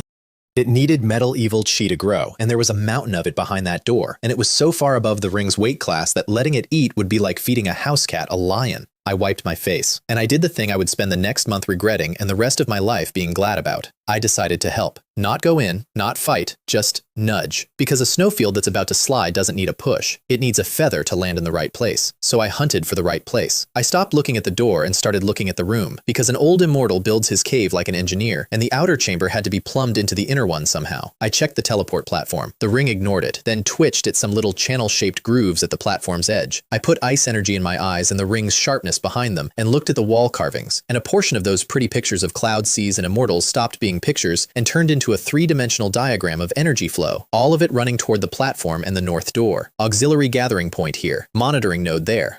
And finally, a floor tile, under the abandoned pill furnace, same color as everything around it. I put my ear on the floor and pushed a wisp of coal down into the stone to carry sound, and heard a faint rhythmic hum. And that hum was synchronized, exactly, with the shaking coming from the inner chamber door. Found you. There was an array vein under this floor, feeding the seal, and right now it was active and chaotic because the thing it was holding had started fighting. My plan was very simple, and I want to be honest that it was also very stupid. Put something in it that doesn't belong. Ice and metal. A drop of ice water in a pan of hot oil. Not to break anything, just to make the chaos worse and see what falls out. I sat by the tile, left hand on the stone, right hand holding a spirit stone. Then I compressed every bit of ice energy I had down into a knot. Then I reached into the ring and drew out threads of that gang metal sharpness and started folding them into the cold. Ice and metal don't fight, exactly. They just have absolutely nothing in common, and forcing them into one shape is like getting 2 people who hate each other to carry a table. Sweat was coming off my face by the end, but between the ring's own willingness to mediate and a month of nothing but control practice, I got it. A small, ugly, extremely unstable mass of pale silver shot through with blue starlight sitting in my palm. I put my hand flat on the tile and poured it in. The tile went white. A shock came back up my arm and my whole hand went numb, and then the outer chamber started shaking harder than anything the inner chamber had managed. The light beads went strobing. The silver runes on the platform lit up like a switchboard. The pale blue runes on the north door blazed brighter than I'd ever seen them, and then began to stutter. And then something roared, not with sound. It came straight through the stone into my skull, this silent howl of pure endless spite and pain, and blood came out of my eyes and my ears and my nose all at the same time. That sword was awake, and it was extremely unhappy, and I had either helped it or annoyed it, and honestly, at that range, there's no difference. I held on and kept watching, because on the north door, after a few breaths of that madness, one small patch of runes dimmed out. Like something had corroded a hole through from the inside, and out of that hole came a sword chi, thin as a chopstick, black as ink with a dark red edge. And it wasn't aimed at anything. It was just loose, ricocheting around my outer chamber like a wasp in a jar, tearing gouges in the walls and filling the air with the smell of burnt sulfur. Then one of the ricochets came straight at the pill furnace I was hiding behind. No time. Blocking it with a dagger would just mean dying with a broken dagger. So I put up my left hand and pointed the ring at it. You want it? Eat it. The ring flared silver and gold, and a tiny spinning vortex opened on its surface, and that vicious little sword chi turned like a moth and dove straight into it. The pain in my index finger was unlike anything I have felt before or since, like the bone was about to come apart lengthwise. The ring went from cold to scalding in half a second and started vibrating so hard I couldn't keep my hand steady. It was eating. It was actually eating. And the cloud patterns were spreading, off the ring onto the back of my hand, up toward my wrist with a thread of ugly dark red mixed into the silver. And right as it was nearly done, something else came out of the hole in the door. Not sword chi, a small, dull ring, like it had been carved out of bone. It bounced once on the floor and rolled to a stop beside the central platform. And then, the runes on the door, having spat out two things they didn't want, healed over and sealed, and the roaring stopped, and the shaking stopped, and the room went back to looking like a perfectly ordinary ancient stone chamber, aside from the sword gouges and the smoke, and the man kneeling in the corner with his left hand held up in the air, glowing, screaming quietly through his teeth, and a small bone ring lying in the middle of the floor, 5 jang away, 15 meters. Might as well have been across a canyon, because that thing came out of a sealed chamber through a hole made by a demon sword. It was not junk. Sword chi is just energy. A ring like that is a key or a record or both, and that hole could reseal any second, which it already had, which meant if I dropped now, I might never get another chance at the only object that had ever escaped that room. I bit my tongue hard enough to fill my mouth with blood and used that clarity, and I rolled. Every movement made my left hand tear. The ring had turned into a branding iron and a black hole at the same time, pulling my energy and my life heat down into itself to keep grinding away at that sword chi. The dark red lines had crossed half the back of my hand, and they were bringing feelings with them. Cold ones, wanting to break things. 3 jang, 2, 1. I got my bloody right hand on the edge of the platform, and I closed my fingers around it. Cold, rough, heavy in a way bone should not be. And the instant it touched my palm, my head went completely empty, and somewhere very far away, I heard a sigh full of resentment. Unknown bone ring. Damaged. Sealed. Material unknown. Seemingly crafted from the finger bone of a powerful individual. Contains intense obsession and faint spatial fluctuations. Core sealed. Information missing. Finger bone. Of course it is. Everything in this place used to be a person. And because I'd relaxed for exactly 1 heartbeat, because I had got what I wanted, and a man who has just got what he wants stops paying attention for a moment, the sword chi in my other ring found the gap. I coughed blood with dark red threads in it, got hit like a cart had run me over, went backwards across the floor and into the wall, and the lines on my left hand came alive. They tore past my wrist and up my forearm, and everywhere they went, the veins under my skin swelled and turned a color veins should not be. And it came with this burning cold and this enormous appetite for destroying absolutely everything in my line of sight. The ring itself was flickering, silver and gold losing ground to red. Backfire. Serious backfire. The kind that ends with somebody finding a very calm corpse and a very hungry ring. My vision started going out in patches. There were voices, a lot of them, all screaming. Don't pass out. Pass out and you're not dead. You're worse. You wake up as something that only knows how to kill.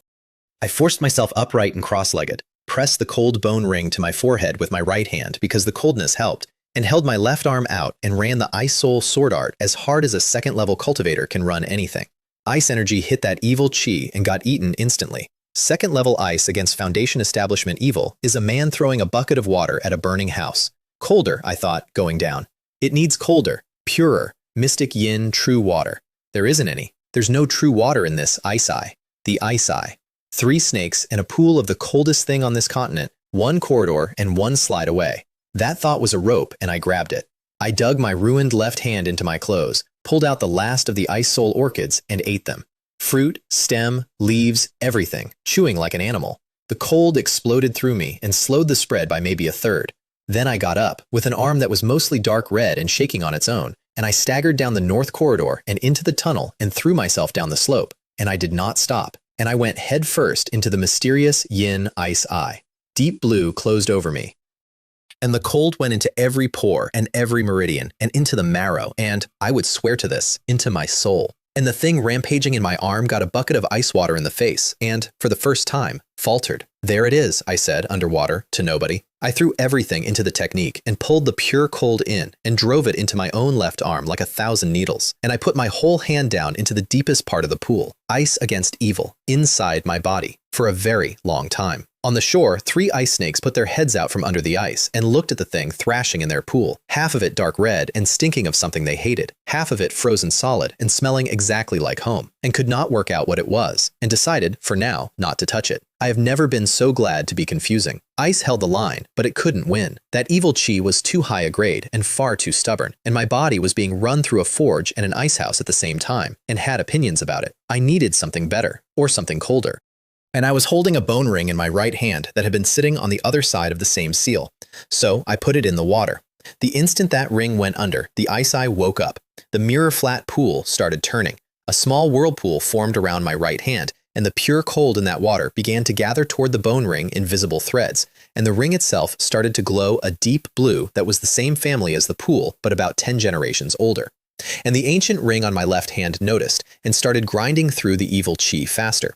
I opened my bloodshot eyes underwater and looked at a piece of somebody's finger bone that was calling the cold of an entire glacier to it, and I thought, okay, what are you?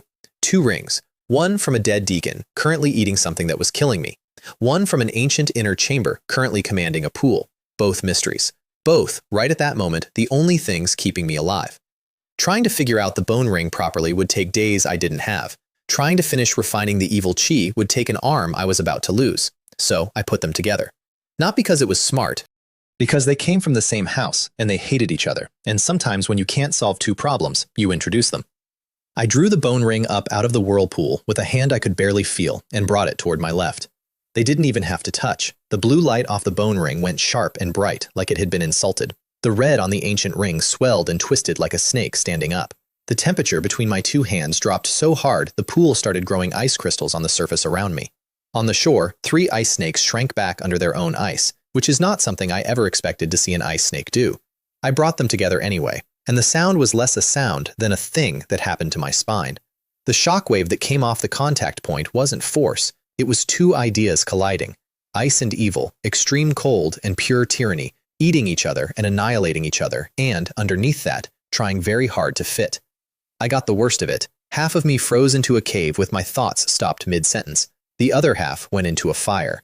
My left arm turned into a battlefield with blue and red flashing along the veins in turns. Frost and then char. Frost and then char. I made a noise and went to the bottom of the pool and got thrown back up by the currents the 2 rings were making. And in the middle of all that, through the gap where they touched, pictures came in. A cultivator in blue robes with no face I could see, standing in the sky, holding a jet black sword, fighting a shadow that covered the world. Sword-light cutting down stars. And at the end, the shadow being folded into the sword, and the cultivator falling out of the sky with his foundation broken and the sword covered in red cracks. The same man coming home, opening this cave, drawing on the mystic yin true water vein, and building the 8 extremes spirit-locking array to hold what was in the blade. And then, with what he had left, forging 2 rings. One called the bone ring, a secondary key to the whole place, able to move a portion of the array's power. One called the ancient ring, built for exactly one job, to absorb and transform whatever evil chi leaked off the sword, so it never touched the rest of the cave.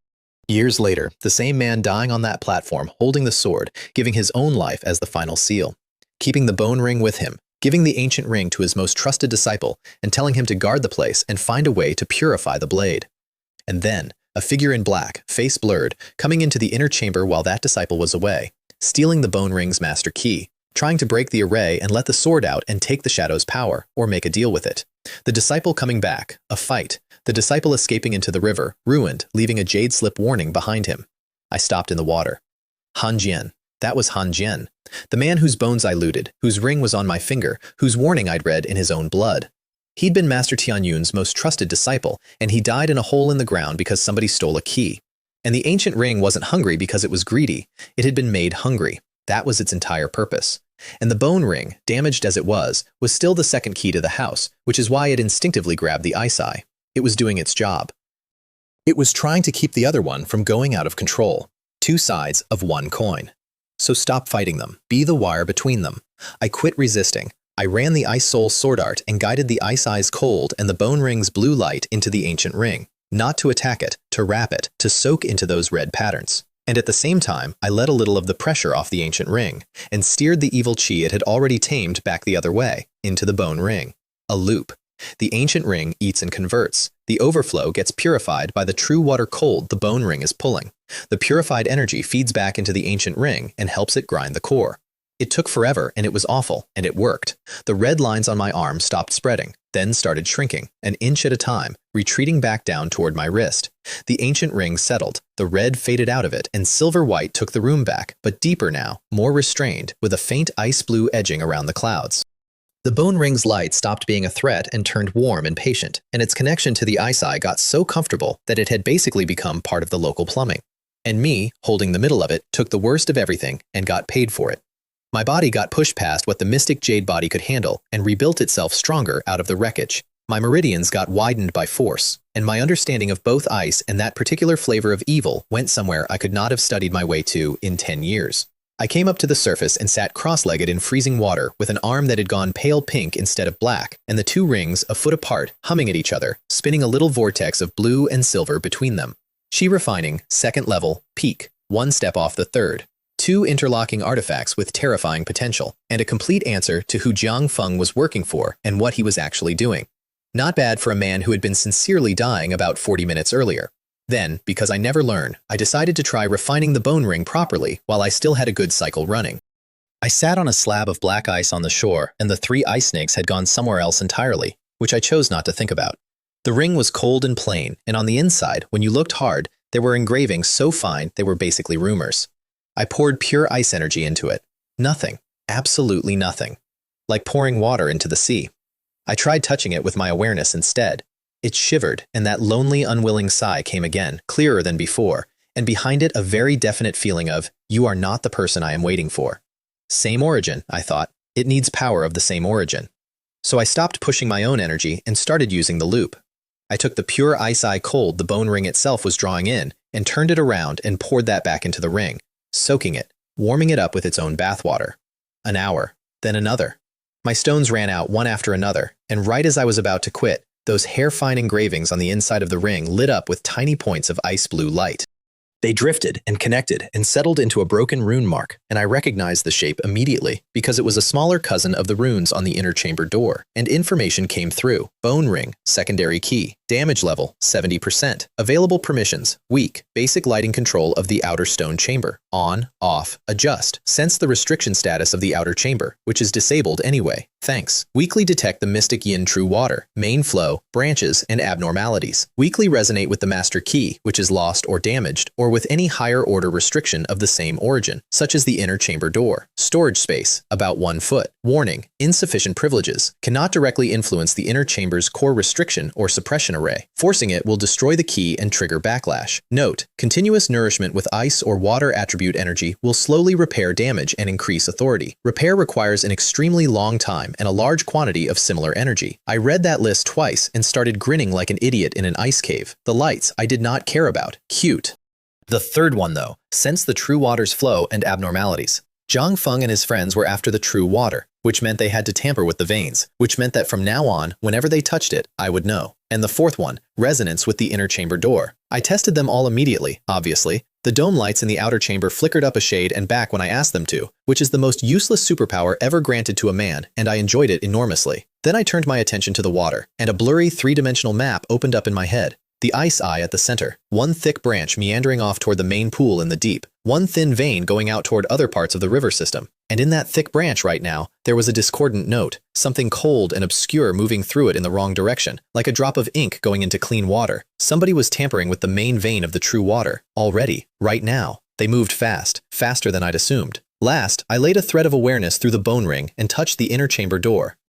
And this time, it didn't throw me out. The pale blue runes turned over slowly in my senses, still enormous, but readable. I could feel the overall strength of them, which was noticeably lower than before I'd started poking things, thank you very much, and I could feel where the ripples were and where the weak spots sat, especially around one particular patch, the place where the evil chi had corroded a hole and then healed it, repaired, but the weakest structure on the whole door. And past it, faintly, I could feel the sword, beating like a heart. And underneath the sword, two very small, nearly gone traces of spiritual energy, two kneeling figures, still there, still holding whatever they'd been holding. I sat back on that ice with a broken key in one hand and thought about how much my life had changed. A month ago, I could not have found this cave with a map. Now I could hear through its walls, still nowhere near in control, but I'd gone from a blind man walking into furniture to a man with a stethoscope and a bad map, which, in my experience, is where all the money is.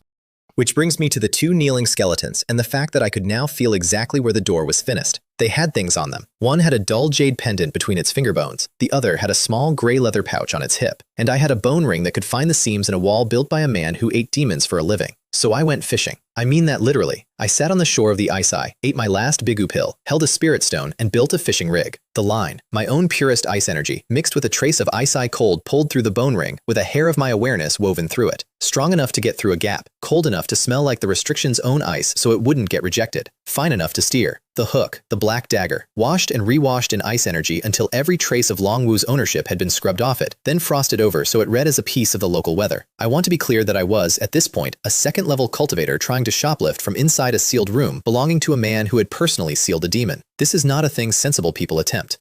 The thread went out of my fingertips like a pale blue snake and ran the length of the corridor, hugging the shadow of the wall, and stopped exactly on the weakest node in the door. I touched it to the rune. It rippled and pushed back, but softly, the way a sleeping dog moves when you shift its paw. I adjusted the frequency of my energy until it beat in time with the restriction's own rhythm. The pushing stopped. Now. The tip went in like mercury finding a crack, and I was through. The picture came up much clearer than before. The ruined hall, the platform, the skeleton with the sword. The blade trembling but calmer, apparently satisfied after its tantrum. 3 chains broken, 5 dim. And below, near the gate, 2 kneeling skeletons in rotted clothes, still in that posture of worship or apology. Jade pendant, gray leather pouch. I steered my thread across the floor of that hall like the world's most careful set of fingers and reached for the pendant. In the instant the thread touched it, the pendant went blood red. A will came screaming back up my own line, full of resentment and something worse than resentment, which was relief. Master, your disciple knows his mistake. Zhang Feng lied to me. Ah, so that was one of Master Tianyun's own disciples, deceived into helping break the array, kneeling there for centuries with the understanding of exactly what he'd done. That impact wasn't strong, but it shook me, and when I shook, the thread shook, and that ripple was enough to get the sword's attention. The blade jumped, and out of a crack in it came something like the first sword chi, but thinner and denser and much, much faster. A needle of dark red evil chi that didn't come at me. It went along my line, to the hook, too fast to reel in, too fast to think. It hit the dagger dead center. The blade shattered into 100 pieces, and most of them turned to black ash on the spot, except one, a fingernail-sized chip off the thickest part of the spine, protected by its own frost. It got blasted back out through the gap in the restriction and came at my face like a bullet, and behind it, the needle turned around and came back up my thread, eating the energy in reverse, and my beautiful blue line went dark red from the far end toward me at a speed I could actually watch. Pincer, from a door. I cut the connection instantly, and the thread came apart into blue sparks in the corridor. Didn't help. The chip was already on me, and the intent riding it had already locked on, and the whole wave of it was heading straight for my sea of consciousness. Nowhere to go, so I opened my left hand and caught the thing. The edge went straight through my palm, and the evil chi came in through the wound like it had been invited, and the mental strike hit the inside of my skull at the same moment, and I made a noise and bled out of everything on my face that can bleed. But this time, I was ready. The ancient ring opened up and started sucking, hard, hauling the evil chi off the fragment and out of my hand, and the bone ring on my right blazed and pulled the ice eyes cold into a wide blue shield right across my mind and took the mental hit for me. 2 rings, working together, without me having to tell them, and this fragment was different from the loose sword chi. It carried a mark, information. While one ring ate and the other stood guard, more pieces came through. A young man in white, delicate face, greedy eyes, handing a blood-red jade pendant to a black-robed young man kneeling on the floor and struggling with himself. And the young man in white leaning in and saying kindly, "With this pendant you can block the restriction's perception. Take the bone ring key, release the divine sword, and we will hold its power together." And then, later, the kneeling man's own last thought, "The pendant is fake. The backlash. Master, Zhang Feng, you will die a horrible death. And then, quieter, about the gray pouch. Gui water escape talisman. The only escape. Everything landed at once. Zhang Feng hadn't just wanted the water. He talked at least one of Master Tianyun's own disciples into stealing the master key with a fake charm and a promise, then let that disciple die on the floor of the room he'd opened. And in that gray pouch by the door, there was an escape talisman. A real one. The kind that gets you out of a place like this. I reached out with my right hand and grabbed nothing. I want to be honest about this. It was not a technique. There was no method. I still had the ghost of a broken connection and the bone ring's grip on a weak point in the door, and I made a pulling gesture at a leather bag through a wall like a man calling a waiter. And the restriction, still convulsing from spitting out a needle and a knife chip, sloshed, and the pouch slid off the skeleton's belt, rolled a little way, and stopped closer to the door. Closer. Not out, just closer. And then, deep inside the inner chamber, the sword decided it had been interfered with twice in 1 week, and it was done being reasonable. The roar came without sound, the kind that tears at the actual fabric of you, and a column of dark red evil chi went up off that platform like a volcano opening. The whole inner chamber started coming apart. The remaining 5 chains screamed under the load. The runes on the door began to strobe and then to fade, which is when I understood I was out of time entirely. Because if that seal broke while I was standing on this side of it, the first thing that sword would meet on its way into the world was me. And there was a pouch 6 feet from the door with the only guaranteed way out of this mountain inside it. I've made a lot of bad decisions. That one was at least fast. I put my hand into the ring space and pulled out a scalding ice blue token. I didn't look at it. I stared at the door, feeling for the exact moment the restriction was most unstable. Now. Every scrap of energy I had went into the token. The Tianyun token lit up like a small sun, and something ancient came off it and rolled over me and touched the stone, and the runes on that door blazed like they'd recognized their owner's handwriting, and a doorway split open in the center. Man-sized, blue light running around the edge, and out of it came the evil chi like a tide breaking. First breath.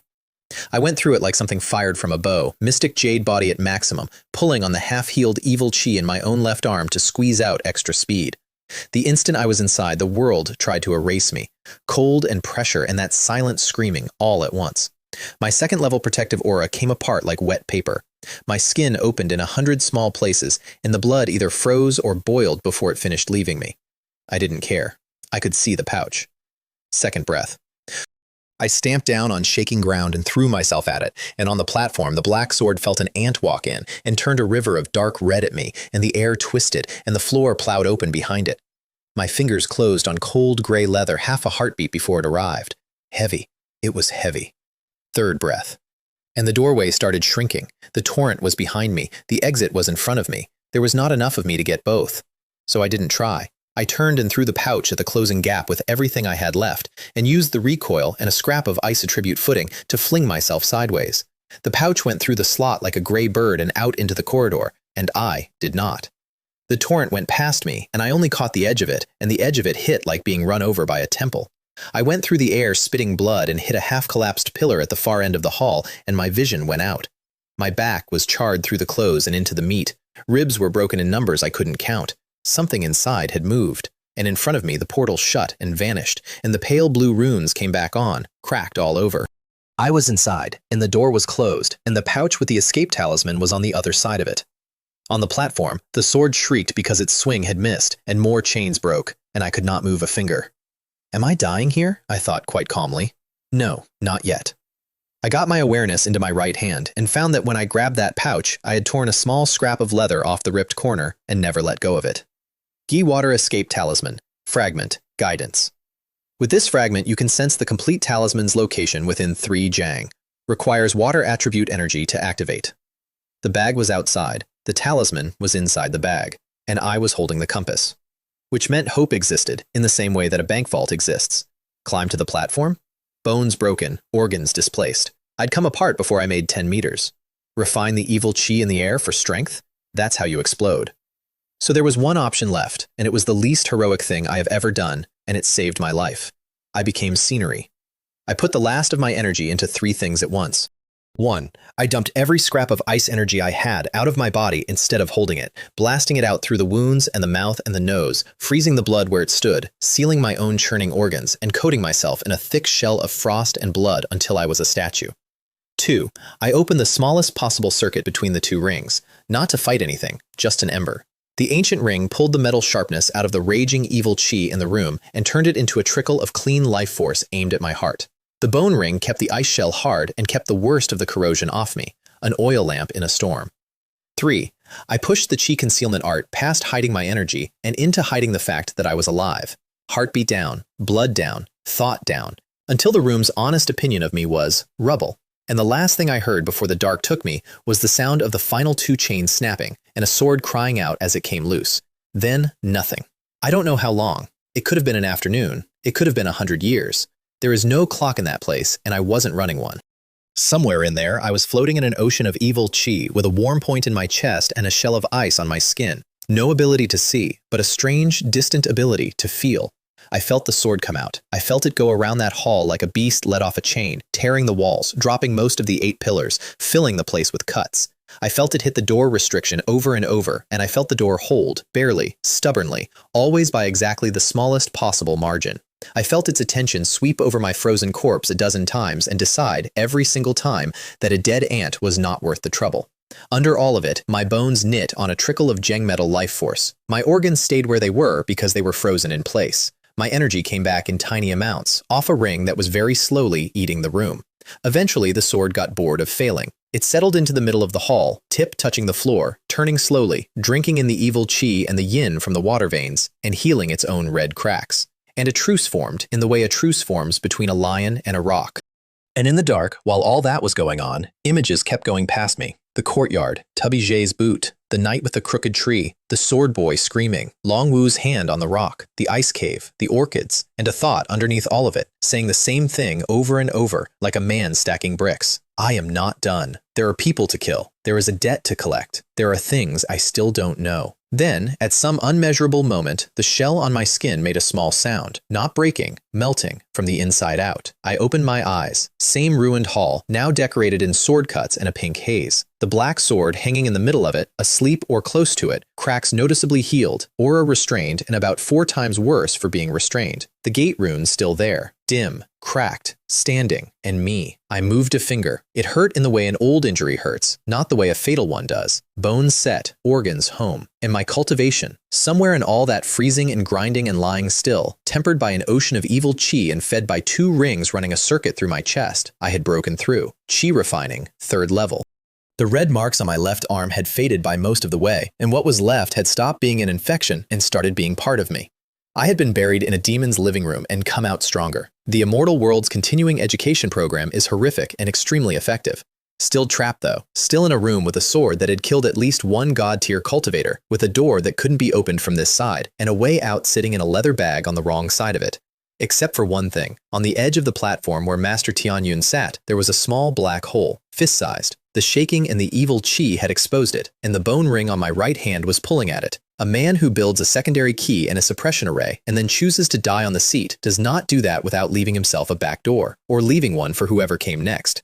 So I moved, not walked, not crawled. I went across that hall the way a snail crosses a road, using one elbow and the side of my body that still worked, an inch at a time, over 3 jang of broken stone, with a demon sword hanging in the air 10 meters away, turning slowly in its sleep. Every push reopened something. I did not make one sound, not a grunt, not a hiss. Meltwater and blood left a long wet trail behind me, and the room ate it as fast as I made it. 1 foot, 2 feet. Every time that blade so much as shivered in the air, my heart stopped and waited for permission to start again. It never woke up. Deep in whatever passes for sleep when you're a piece of murder with a handle. I reached the base of the platform, which was carved from some blue-black jade and half a jang high, and even with a corpse on it and its sword gone flying, that thing still had a presence that made me not want to look up. I did not look up. I looked at the hole. Fist-sized, bottomless, edges smooth in a way stone does not do on its own. Cold air moving down it, and the bone ring going warm in my hand. Problem: hole the size of a fist, man the size of a man. I put my hand in and felt the inside slope down, and the walls of it were polished glassy, like something had been going up and down them for years. So I took the broken handle of the black dagger out of the ring space and I drove it into the jade at the edge of that hole with everything I had, which turned out to be about an inch of purchase, and used it as an anchor to lever myself around. Then I went in feet first, upside down, and squeezed myself into a hole meant for a fist, like an eel with a grudge. The instant I was in, something pulled, and the surface underneath was slick, and I let go. The slide went down forever, steep, winding, black, with nothing but the noise of my own body on polished stone and the wind going past my ears. Then water, shallow, cold, knee-deep. I got up. I was in a small cave made entirely of ice, walls glowing soft pale blue, lighting the whole place. In the middle of it, a small ice platform. On the platform, a jade slip and an ice-blue jade box about the size of my palm, and nothing else. No other exit. A sealed room at the bottom of a slide. My stomach dropped. This was either a legacy or a very well-decorated grave. I checked the corners twice before I touched anything, because I'm not an idiot every day. The slip's text came up when I looked at it. Bone Ring's last words. A recording. Left by Master Tianyun before his passing. Activate with the Ice Soul Sword Art or the Bone Ring key. I picked it up and didn't run it. First, the box. No lock. Lifted straight off. Inside, 3 things. A crystal clear deep blue gem, rhomboid, with something liquid moving inside it. A milky white pill the size of a dragon's eye that smelled like every good morning I have ever had. And a folded sheet of pale blue that was neither silk nor leather. Painted with intricate water patterns, giving off a spatial fluctuation identical to that scrap of leather in my pocket, but about 1,000 times stronger. Gooey water escape talisman. Complete. I sat down in the water very suddenly. There had been one in the pouch by the door, and Master Tianyun had left another one down here. He'd built 2 exits, the way a careful man does, and the careless one had killed everyone in the room upstairs. Then I ran the jade slip. A blurred figure in blue robes came up over the ice platform. Face I could not make out. An aura that was weathered, and of all things, gentle. And a voice arrived inside my head instead of my ears. Those who come after us and arrive here are destined to. And they also inherit my karma. I am Master Tianyun. I remained here to suppress the remnant soul of the Demon Abyss sword, but my lifespan neared its end, and the power of the seal waned. My rebellious disciple, Feng Jiang, was seduced by demonic thoughts and stole the Bone Ring Master Key in an attempt to release the demon sword and seize its power. His heart deserves punishment. You came here with the secondary key, so you know this place is dangerous. The platform is the last escape route I left. The mystic yin crystal in the box will help you cultivate the Ice Soul Sword Art. The life creation pill will heal your wounds. The gooey water escape talisman I refined with my own life water. Hold it, and you can use the veins to escape 1,000 miles in an instant. Once. The demon sword is about to be drawn. This is no place to linger. Leave quickly, and cultivate diligently. If one day you succeed, I hope you will remember today's gift. Retrieve the Bone Ring Master Key and reinforce the seal, or destroy the demon sword. My own Tao was insignificant. May those who follow do better. And then he was gone, and the slip fell apart into ash in my hand. Feng Jiang, Jiang Feng. Same 2 characters turned around, the way a man who wants to be new turns his own name over. The disciple of a dead immortal. The man who stole the Master Key. The man who murdered Wei Jianyu and ruined Han Zhen and talked a fellow disciple into opening a door that ate him. And here I was, sitting in ice water at the bottom of the world, having accidentally been handed the exact job of stopping him by a ghost who thought I was somebody impressive. Senior, I thought, you have absolutely no idea who you just hired. I put the crystal and the pill away and picked up the escape talisman, and I could have used it right there. That's the thing. The way out was in my hand. Take it, blink, be 1,000 miles from here, alive, with 2 rings and a technique and a story. And that's when I heard myself think. There's a second talisman in that pouch outside. And once that sword gets out, it's going to go somewhere, and there are people up there. I bowed to the ice platform, which felt stupid and which I did anyway. Senior, my abilities are meager. I'm grateful. I'll do what I can. Then I sat down and swallowed the life creation pill. I have taken a lot of medicine in my life. Nothing else has ever done that. It went through me as a warm current, and my broken ribs made small crackling noises as they finished setting, and my organs stopped hurting, and old injuries I'd stopped noticing quietly went away, and my shaky 3rd-level foundation got packed down hard and made solid. Half an incense stick, and I was better than I had been before I got hit. I didn't stop. I picked up the mystic yin crystal. It was so cold it felt like it was pulling heat out of the room, and inside it something deep blue moved like liquid. Pure mystic yin true water. The real thing, not a leak drop. I put it on my dantian and opened the technique. Xuan Yin power came in like a dam letting go. Everything in my dantian boiled, expanded, compressed, and set. 3rd level, middle, late, peak, boom. Qi refining, 4th level. And it was not ordinary 4th level energy. It came out of me heavy and cold and profound, carrying the specific weight of mystic yin true water, worth several times the ordinary article. The crystal kept going even after that, working on my body, and the mystic jade body cracked into its 2nd layer, and a faint jade sheen started moving under my skin. Both rings drank the overflow and got brighter and settled closer against my hands. When the last of the crystal turned to dust, I opened my eyes, and I was not the man who had crawled through that hole. which meant it was time to go back through it. Because yes, I had a way out. I also had a second escape talisman sitting in a bag on the other side of a door in a room I now had to slide back into. Before I moved, I sketched the inner chamber on the ice wall with cold energy, the platform, the gate, where the sword liked to hang, and ran the whole thing in my head until it was boring. Objectives in order. 1. Do not beat the demon sword. Obviously. That's not an objective, that's a eulogy. 2. Recover the talisman from the pouch, even a broken one. 3. Leave a mark on the sword so that later, somewhere, I'd know where it was. 4. If possible, make the seal's life slightly easier, or at least not worse. Then I went back up the slide, which was easier than it should have been, because a 4th-level cultivator is a genuinely different animal from a 3rd-level one. I put my head out of the hole under the platform and looked. Nothing had changed. The sword hung in the middle of the hall, turning, feeding, red cracks noticeably healed, the pressure off it worse for being quieter. The gate runes were dimmer, and the cracks in them had grown.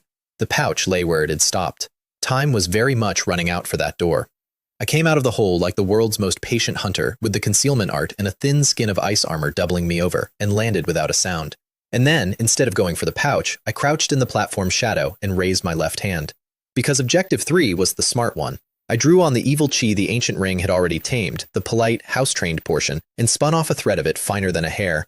Then I let it drift out toward the sword the way you let out a fishing line, gently, with no intention in it at all. It wasn't an attack, it wasn't a theft, it was a hello, same family, cousin. The thread touched the pale red mist around the blade. The sword paused. I stopped breathing. It shivered, once, the way you do when somebody says your surname across a room, and then it went back to turning. Recognized the accent, didn't care about the man. I steered that thread very slowly around and around inside its mist, and wove it into the tiniest possible mark, ancient ring-shaped, blended right into the ambient evil chi.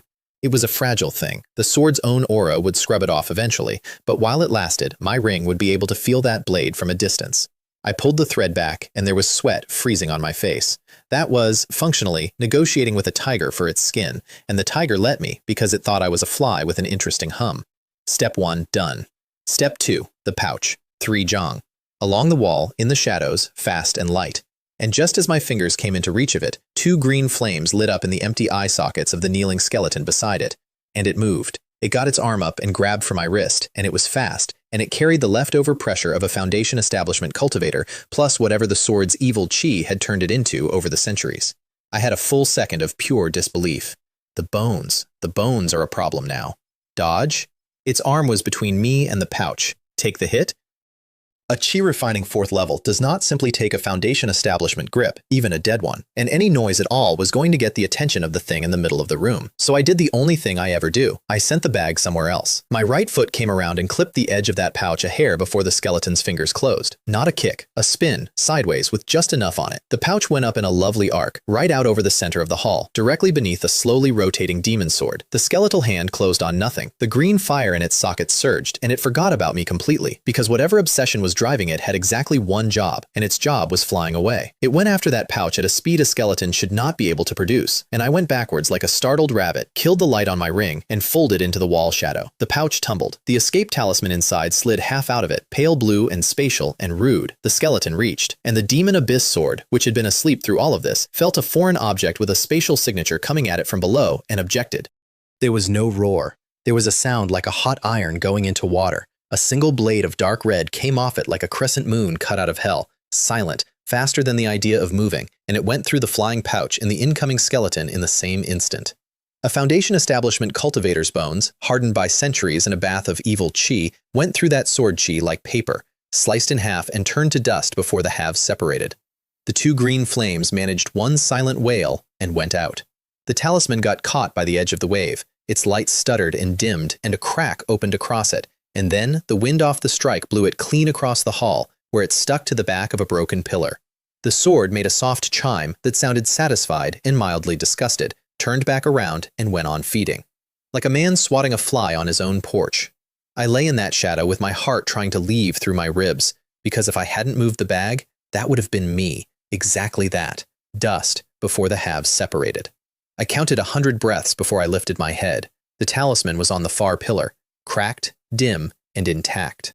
It was closer to the sword than anything else in the room. and the smart thing was to leave it. But every extra way out is another day alive, and the dead man had fought for it, which meant it might be worth more than it looked. So I went, on my belly, at the speed of ice growing, all the way across that hall. 3 jang, 2, 1. My fingertips came up toward it, and the floor lit up. Down where the skeleton had been vaporized, a few points of pale green light came up out of the bone dust, and they were moving. They came across the floor like they had somewhere to be, and up the pillar, and their destination was the talisman, last of the dead man's obsession, or the sword's evil chi making new things out of leftovers. I still don't know which, and I don't want to. My hand and those lights arrived at the same time. I put ice on my fingertips, hooked one corner, and yanked. The talisman came into my hand, and so did 4 little green specks, clinging to the far corner like maggots on a bone, already trying to burrow in. And then, having lost the thing they wanted, they noticed me and turned, and came for my wrist like small green snakes with a wave of cold, corrosive spite arriving ahead of them. Drop the talisman and run was the safe answer. It was also giving up my last prize and letting those things go looking for the good talisman in my pocket, so no. I closed my fist around the cracked talisman with the green lights on it, and instead of letting go, I let out everything the mystic yin crystal had given me. Freeze! Ice blue came off my palm like a tide and swallowed the talisman, the green lights, and my own wrist together, and the air around my hand grew crystals. Inside that ice, the lights slowed way down, dimmed, kept struggling, but slowly, like insects in a jar in winter. Then I raised my left hand and let the ancient ring bleed out a small stream of that tame, purified evil chi into the frozen mess. Same family, distant relative, much better manners. And inside that ice, those lights met something they recognized and something stronger than them at once. They stopped fighting the ice and started following the stream. Off the surface of the talisman, along the guide I was feeding them, toward a door I had deliberately left open at the outer edge. I stayed in a half crouch like a statue with my whole attention on one hand. 1 breath. 2. They came off. All of them. Right up to the edge. Now. The ancient ring flared and pulled, and every one of those green sparks got sucked in, and the cloud patterns on the ring surface spun, and for one moment there was a thread of sickly green in the dark silver before the silver and gold underneath crushed it and ate it. I let the ice go and looked at what was in my hand. Cracked, dim, and clean. I put it in a different pocket from the good one because I have some sense. And that was when I made my one real mistake in that room, which is that I relaxed. Out in the middle of the hall, the demon abyss sword stopped turning and pointed at me. Not a strike, not sword chi, just a look. Just a decision from something very far above me that I existed. It had finally noticed the bug that kept hopping around under its nose, and I had just eaten something that had belonged to it. Death has never been that clear to me before or since. I got my left hand into my robe for the good talisman. The sword was faster. It didn't swing, it shivered, and a field came off it. Not force, not chi. An area filled with that intent, expanding out like a stone dropped in a lake. Everywhere it touched, the air went hard, space bent. I was suddenly standing in the deepest mud in the world with an iceberg on my shoulders, and the simple act of pulling a piece of paper out of my own clothes turned into a task I might not finish in my lifetime.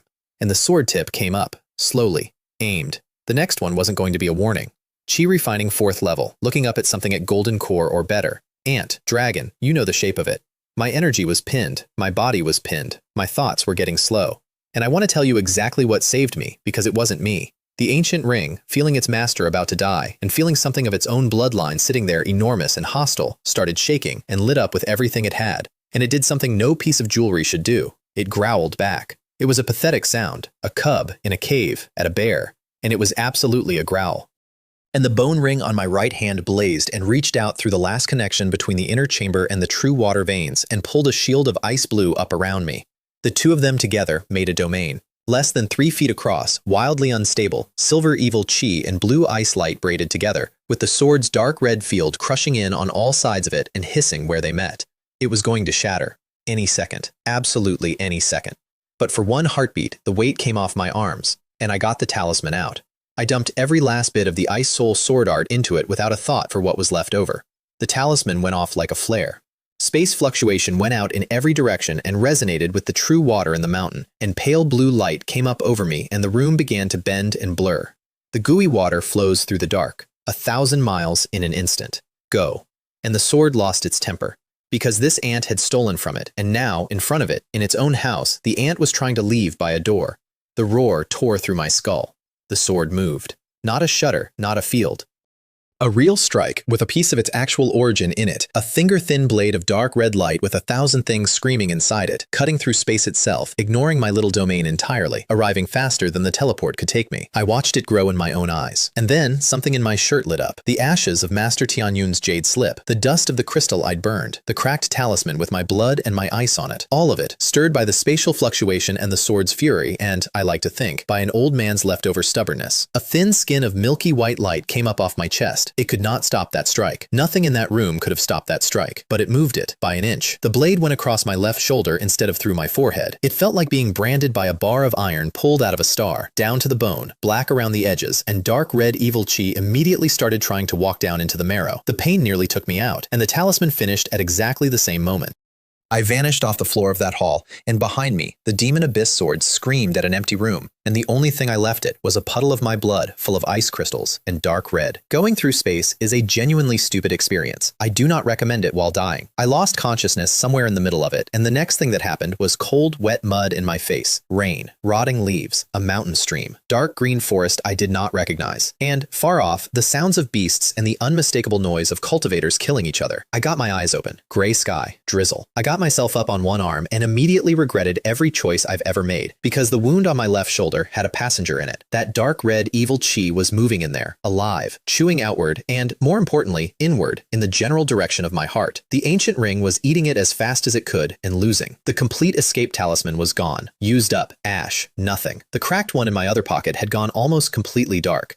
So my position was somewhere in the enormous back mountains of a sect that had already put my name on a list, critically injured, out of medicine, carrying 2 priceless artifacts and no ability whatsoever to defend them. And the fighting noises were getting closer. Hide? Couldn't move well and had nowhere good. Run the other way? Slowly and loudly. Wonderful. So I gambled. I took the antidote of last resort, which was rolling into a shallow pit under a bush, dragging a double handful of wet, rotting leaves over myself and turning the concealment art up until I read as compost, with the ancient ring quietly eating and the bone ring pulling moisture over me so I'd feel like a cold rock. Then I lay in the mud and watched through a gap in the leaves. 2 men came out of the trees, staggering. The one in front was an outer sect disciple in green, maybe 5th level, absolutely finished, chest open to the bone, half his robe red, breath rattling, holding a flying sword that had been broken in half. The thing behind him was not a cultivator, black as tar, shaped like a leopard, one blood-red horn coming out of its forehead. Second tier, which is to say it was around the 6th or 7th level's worth of trouble and much faster. Blood Shadow Leopard, mutated, paralytic venom in the claws, drinks cultivator essence blood. Fantastic, truly my week. It came off the ground in a leap with its claws out for that boy's heart, and I watched a man about to die, and then a beam of dark light shot out of the trees on the side. A needle, black with a blue sheen. It grazed the leopard's hind leg, and blue light spread out from the cut, and the beast's movements went visibly wrong. Poison. Heh, junior brother Xie, I'll take this leopard's horn off your hands. Out of the trees came a tall, thin man in gray, sallow, sharp-eyed, 6th level, holding a small black crossbow. Fang Hui, it's you! The boy was shaking with rage and blood loss. You've been following me, obviously. Fang Hui reloaded, unhurried. You got lucky and found a nearly ripe blood poria grass. It attracted this beast. I'll take care of it for you. Consider the grass and the horn my consulting fee. You, shameless, shameless. Fang Hui actually looked amused. It's survival of the fittest in the immortal world, junior brother. And that's the sentence, right there. That's this whole world in one line, delivered by a man about to shoot a wounded colleague in the throat. He raised the crossbow at the poisoned leopard, then thought better of it and turned it on the boy. For the sake of our shared sect, will you do it yourself, or shall I? The boy's face went from despair to something else. He threw his broken sword at Fang Hui and slapped his storage pouch, and a fiery red talisman came into his hand. If you want my life, you don't get to keep yours. You're asking for death. The needle went first. It went through Xie's throat. And in that exact half-second, while a needle was in flight and a talisman was going off and a poisoned beast was screaming at nothing in particular, I moved. Not at Fang Hui. Not to save the boy. I want to be honest, he was already dead when he pulled that talisman. I put everything I had recovered into my right hand, picked up a sharp stone from the mud, and threw it at the blood shadow leopard's side. Not its head, its wound. The one the poisoned needle had already opened. The stone had my ice on it, and ice went into a wound already full of a stranger's paralytic poison. The noise that leopard made cracked something in the sky.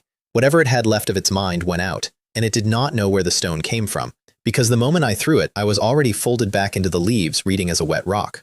So it did what any animal does when it is in agony and can't find who did it. It attacked the nearest, loudest, most obvious thing, which was Fang Hui, standing in the open, having just detonated a man. His needle went through Xie's throat. Xie's talisman went off and blew Fang Hui across the clearing, with his protective aura ringing like a struck bell, and a berserk second-tier leopard landed on him. "You beast!" He got the crossbow up to block, and the leopard took the crossbow apart with one swipe, and Fang Hui retreated with 3 furrows opened across his chest to the bone and a fresh dose of paralytic in him. I lay in the mud and watched 2 problems solve each other. There is an old saying about the snipe and the clam and the fisherman. I want it on record that I did not invent that strategy. I have simply never met anyone who commits to it as hard as I do. They fought each other to a standstill in the rain, and both of them got worse by the minute, and I lay there doing arithmetic. The life creation pill was wearing off. The evil chi in my shoulder had started moving again. Every minute I waited made the leopard's horn more valuable and made me less able to take it. So, which one dies first? Fang Hui was a man, cunning, ruthless, cornered, and a cornered human has a last card. He'd already shown me a hidden crossbow. Whatever else he had would be worse. The leopard was strong and stupid, and it currently had 2 kinds of poison in one leg and a wound full of ice. The leopard then. Kill it first, take the horn, use the carcass as cover, and let the man deal with the shock. I slid my right hand up out of the leaves, 5 fingers loose, no sword. I had never actually used the first wall move on anything living. Severing flow. You cut like you're cutting a river. All in one instant, no hesitation, no follow-up. I waited for the leopard's leg to stiffen, and it did, for one clean moment, right as it landed. And I came out of the pit without a shout and without a flash, with everything I had left running down 2 fingers. A tiny, extremely dense blade of pale blue went across that clearing through the rain and into the joint gap of a poisoned hind leg. Severing flow doesn't just cut water, it cuts continuity. It cuts the ability of a thing to keep doing what it was doing. The ice went into a joint that was already stiff and brittle, and the leopard's own leap did the rest. Crack. Hundreds of pounds of berserk demon beast lost its back leg mid-air and came down sideways directly on top of Fang Hui, who had been in the middle of pressing his advantage. His chest wound opened. He got a lungful of whatever comes out of a leopard's mouth at close range. His eyes rolled. Now, I did not go for him. I'm not a fool, and in a straight fight, a 6th-level cultivator with a broken chest still beats me. I went for the horn. Right hand flat like a blade, no ice left in me, but the second layer of the mystic jade body was there, and a thin jade shine came up over my fingers, and I brought it down on the root of that horn. It came off with a snap, and I caught it. Warm, angry, full of something bloodthirsty. And then I ran. "You little bastard! You dare steal from me! Leave the horn!" Fang Hui came out from under a leopard on pure fury. He'd had no idea I existed for the entire fight, and the discovery that a third party had been lying in the mud waiting to collect appeared to upset him personally. He got 2 steps before his legs went, and I was nearly into the trees when he did the thing I hadn't planned for. He tore a crumpled yellow talisman out of his shirt and spat blood on it. "Blood escape talisman, you don't run from me." The talisman burst and wrapped him in red light, and his speed went up several times over, and a streak of blood came through the rain after me. Ruining his own foundation to chase a horn. That's what the immortal world does to people. Can't outrun it. Fine. Ahead, the stream bent hard around a big reef with the current going fast and white, and the bank was all jagged rock. I went around the reef and out of his sight, and he came around it a heartbeat later, sword already coming down. Die! The blade hit nothing. Behind the reef, there was only water. Fang Hui hung there for one confused second.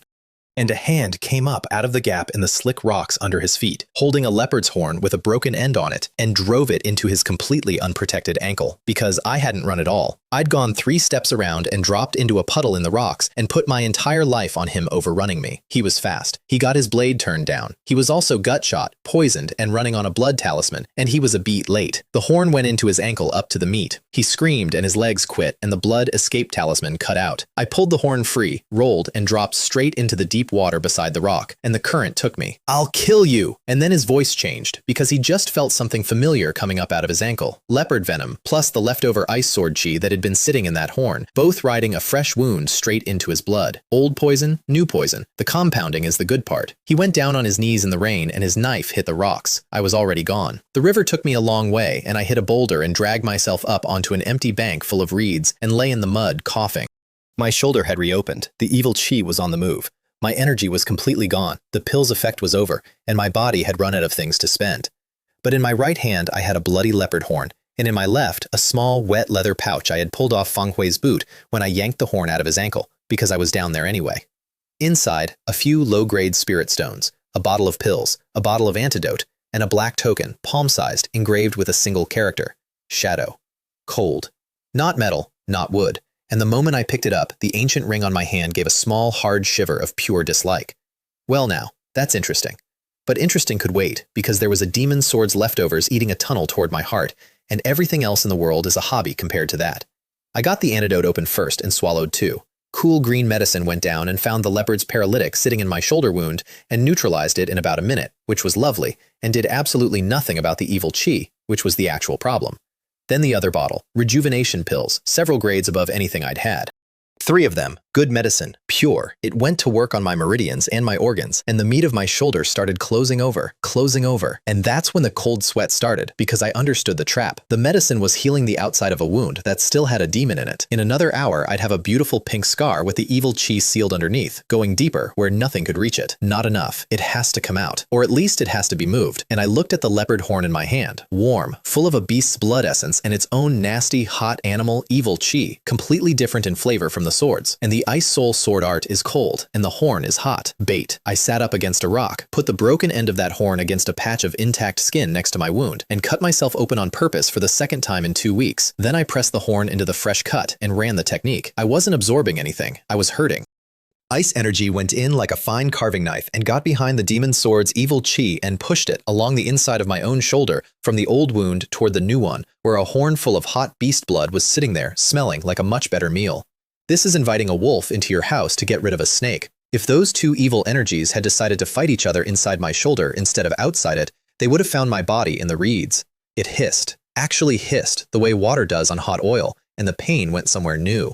And it worked. The outer layer of that demon qi, the loose, less pure part, got pulled by the leopard's blood and started walking out of me and into the horn. The horn went from warm to cold in front of my eyes. The polish on it turned dark red, then black, and a thin crust of black-red frost grew on the surface. And the ancient ring, delighted, sped up on the exiled portion. One goes down as the other comes up.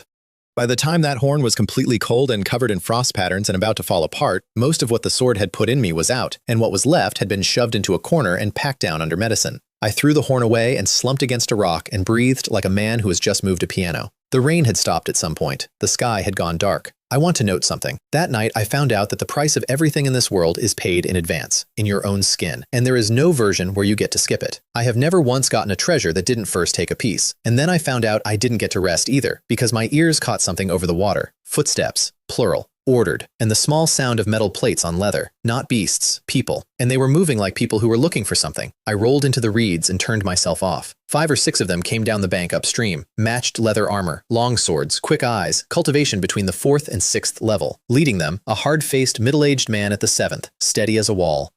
And on the armor, a mountain peak with a small sword floating over it. Qingyun Sect, Outer Gate Enforcement Team. Of course, the leader crouched by the churned-up mud where a leopard and 2 cultivators had recently disagreed, and he read it the way I read a spreadsheet. Blood, beast residue, cultivator energy from a fight. He straightened up. More than 2 parties. Search carefully. The sect masters ordered it. The back mountain hasn't been peaceful. Suspected evil sect activity or outsiders. Anything suspicious comes back for questioning. Evil sect, outsiders. He meant Jiang Feng's friends. He may also have meant the enormous demonic sword that had recently come off its leash about 40 miles from where he was standing. And me? I was a servant who disappeared the same night an inner gate prodigy died. In my current condition, starving, ragged, glowing faintly with the residue of something that ate people, if they picked me up, I would be in the enforcement hall by morning and dissected by lunch. They fanned out downstream. I could not outrun a 7th level spiritual sense on land, so I used the one road they couldn't search. I went into that river without a splash, like the world's most miserable otter, and I turned the concealment art on to blend my energy with the water and the weeds and the silt, and I ran the Ice Soul sword art to drop my body temperature until I was the same as the river. Then I let go and drifted downstream like a log, face down, with a hole in my shoulder soaking in ice water, and did not move. Torches went past on the bank above me. Voices came through the water, thick and slow. Blood here. It went downstream. Watch the reeds. And then a spiritual sense came out over the river like a net. I sank into the silt and stopped my heart as much as a man can. It paused on me. I felt it pause. And then it moved on, because what it found was a mess. A trace of high-grade demon sword evil qi, which read as something enormous and out of place. A trace of blood shadow leopard. The river's own churn. Nothing that added up to a servant. Being contaminated saved my life. Put that on a plaque somewhere. I drifted until I couldn't feel anything on the banks and the water went quiet. And then I came out in a bend full of reeds under a sky with no moon in it.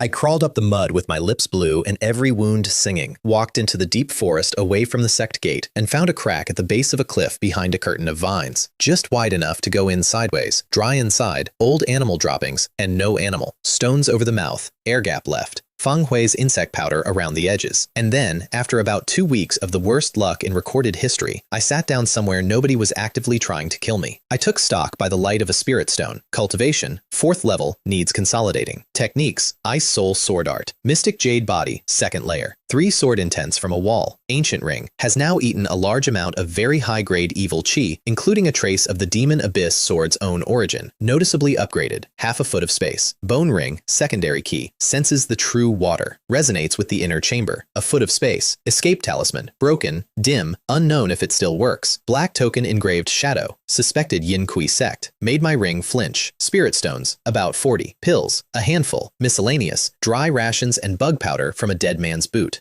Information. Everything about Tianyun's cave, Zhang Feng's real name, the demon sword, and an evil sect that had already reached inside my own sect. Enormous gains, everything on fire. And then, while I was sitting there being pleased with my own accounting, the black token in my shirt got warm, and this time it didn't show me pictures. A voice went off directly inside my head, hoarse and cold and completely uninterested in whether I wanted to hear it. All shadow guards, heed my command. The gooey water is in motion. The seal is about to break. The shadow puppet is in position. Assemble at Blackwind Valley at the appointed hour as planned, to receive the power of the holy sword. Those who delay will have their souls scattered. It played twice. Then the token went cold and dead. I sat in a hole in a cliff and stared at a piece of black stone, the holy sword, which was, presumably, the enormous demonic object that had recently escaped from a room I had personally helped break. They were doing it tonight, and I had just been added, by accident, to their internal mailing list. Report it to the sect? With what mouth?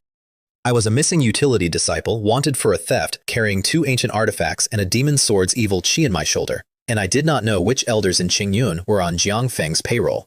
Walking in with that story gets you locked in a room and searched. Hide and wait? If they got that sword, the world changes color and there is no hole deep enough, which left one option, which is the same option it always is. Go and make it worse for them. The problem was that I had no idea where Blackwind Valley was. The back mountain is enormous. Then I looked at my right hand. Weakly detect the mystic yin true water. Main flow, branches, and abnormalities. They were drawing on the true water. So they were touching the veins. So there would be a bruise. I poured cold energy into the bone ring and remembered what the ice eye had felt like, and slowly, out of a fog, a rough water map opened in my head. Transcripts running out in every direction from the Tianyun cave, and in one direction, the thickest vein had a blockage in it, a snarl, something obstructing and stirring it that had no business being there.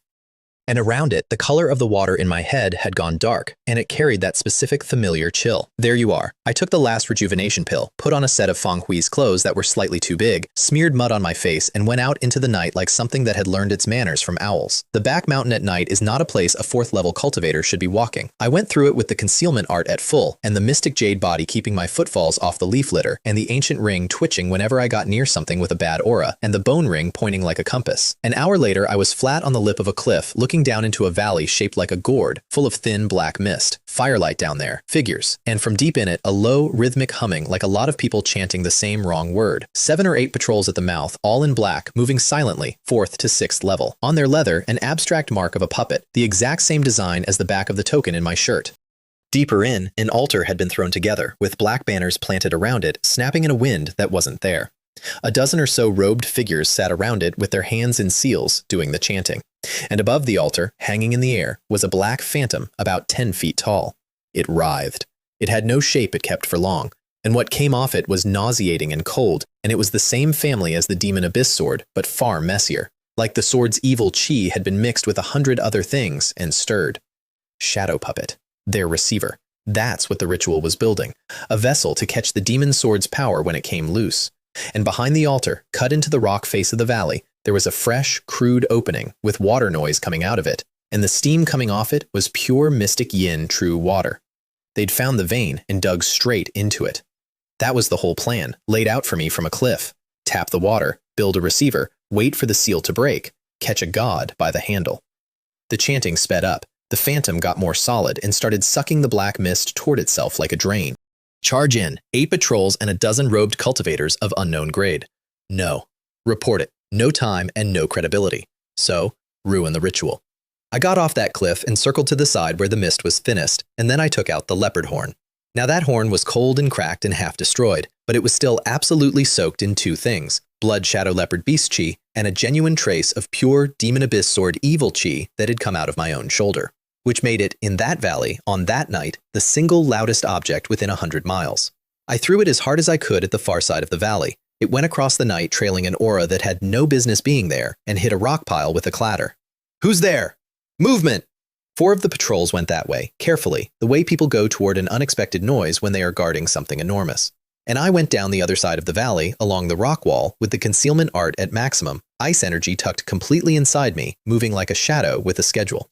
My target was not the altar, not the robed men, not the phantom. It was the banners.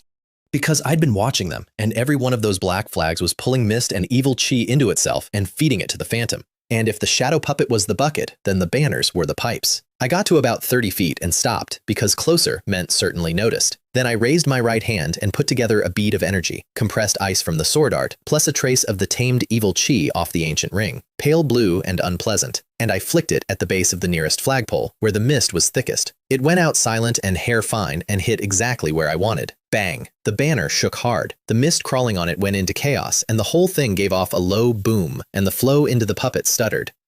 On the altar, one of the seated figures snapped his head up, and 2 beams of cold light came out from under the hood, straight at my boulder. Late stage. Excellent spiritual sense. Found me in under a second. Fine. Then everybody gets the second half of the plan. Even as I was already moving backward, I threw the other thing I had, Feng Hui's black shadow token, which I had held and bled a drop on, and started refining, which meant it had my energy signature all over it. I threw it into the shadow puppet. How dare! The robed man's hand came up, and a beam of dark light went after the token. Too slow. The token touched the edge of the phantom, and the shadow puppet, which was in the middle of the most delicate part of a ritual, suddenly got handed the chi signature of a shadow guard who was not supposed to be there. The phantom convulsed. The mist it was drinking went everywhere. The whole absorption process stopped dead. "There's a spy! Seize him!"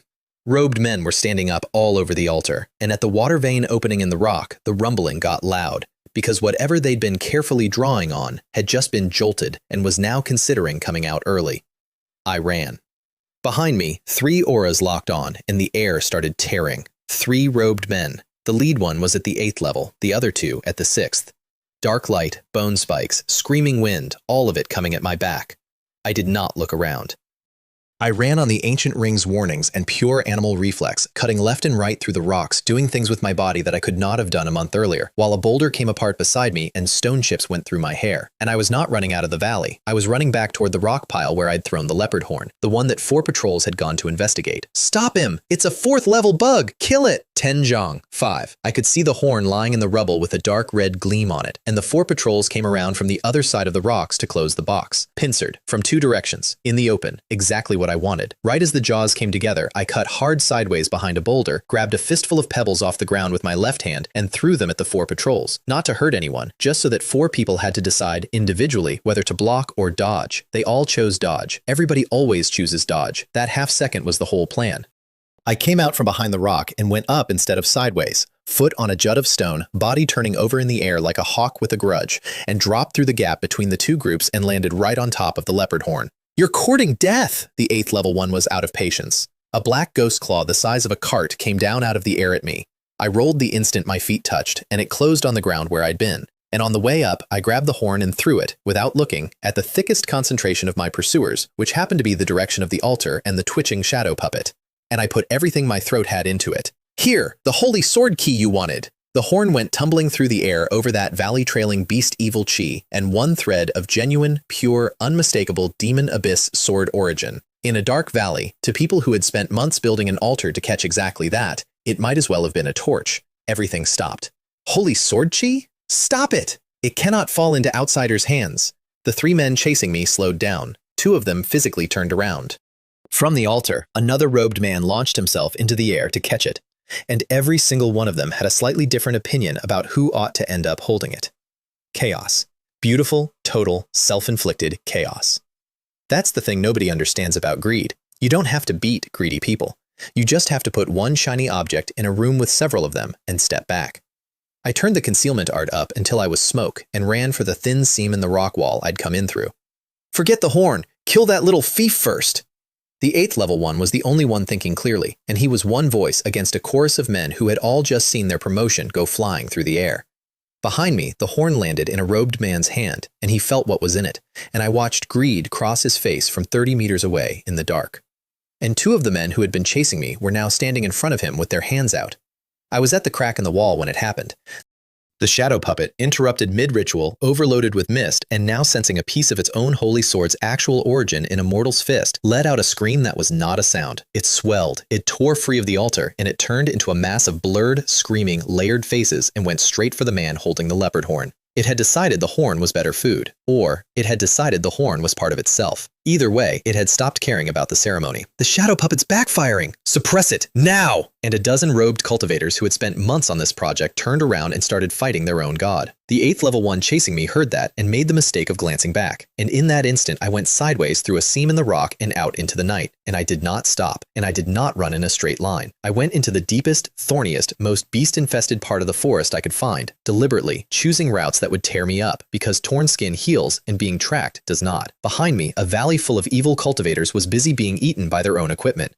I ran until I had put dozens of miles behind me and could no longer feel anything following. And then I fell into a hollow tree and sat there breathing like a bellows, with my shoulder open again and my energy at 0. And I sat in that tree with blood soaking through my shirt, and I laughed, quietly, for a while. I did not beat the Qingyun Sect. I have never beaten anybody in my life. I just made sure that everyone in the room wanted the same object at the same time. An hour later, I got out the token and listened again. The transmissions had gone ragged. Whatever I'd done to it by throwing it into a possessed phantom had not improved the reception, but I got fragments. Blackwind Valley, failure, shadow puppet damaged, holy sword fluctuations intensified, seal at most 3 days, the shadow envoy is approaching, plans changed, blood sacrifice, accelerated, blood sacrifice, 3 days. And somebody called the shadow envoy, which is the kind of title you only give a man when the other titles ran out. So the Qingyun Sect had lost their receiver and decided to solve the problem with volume, which is what organizations always do. 3 days.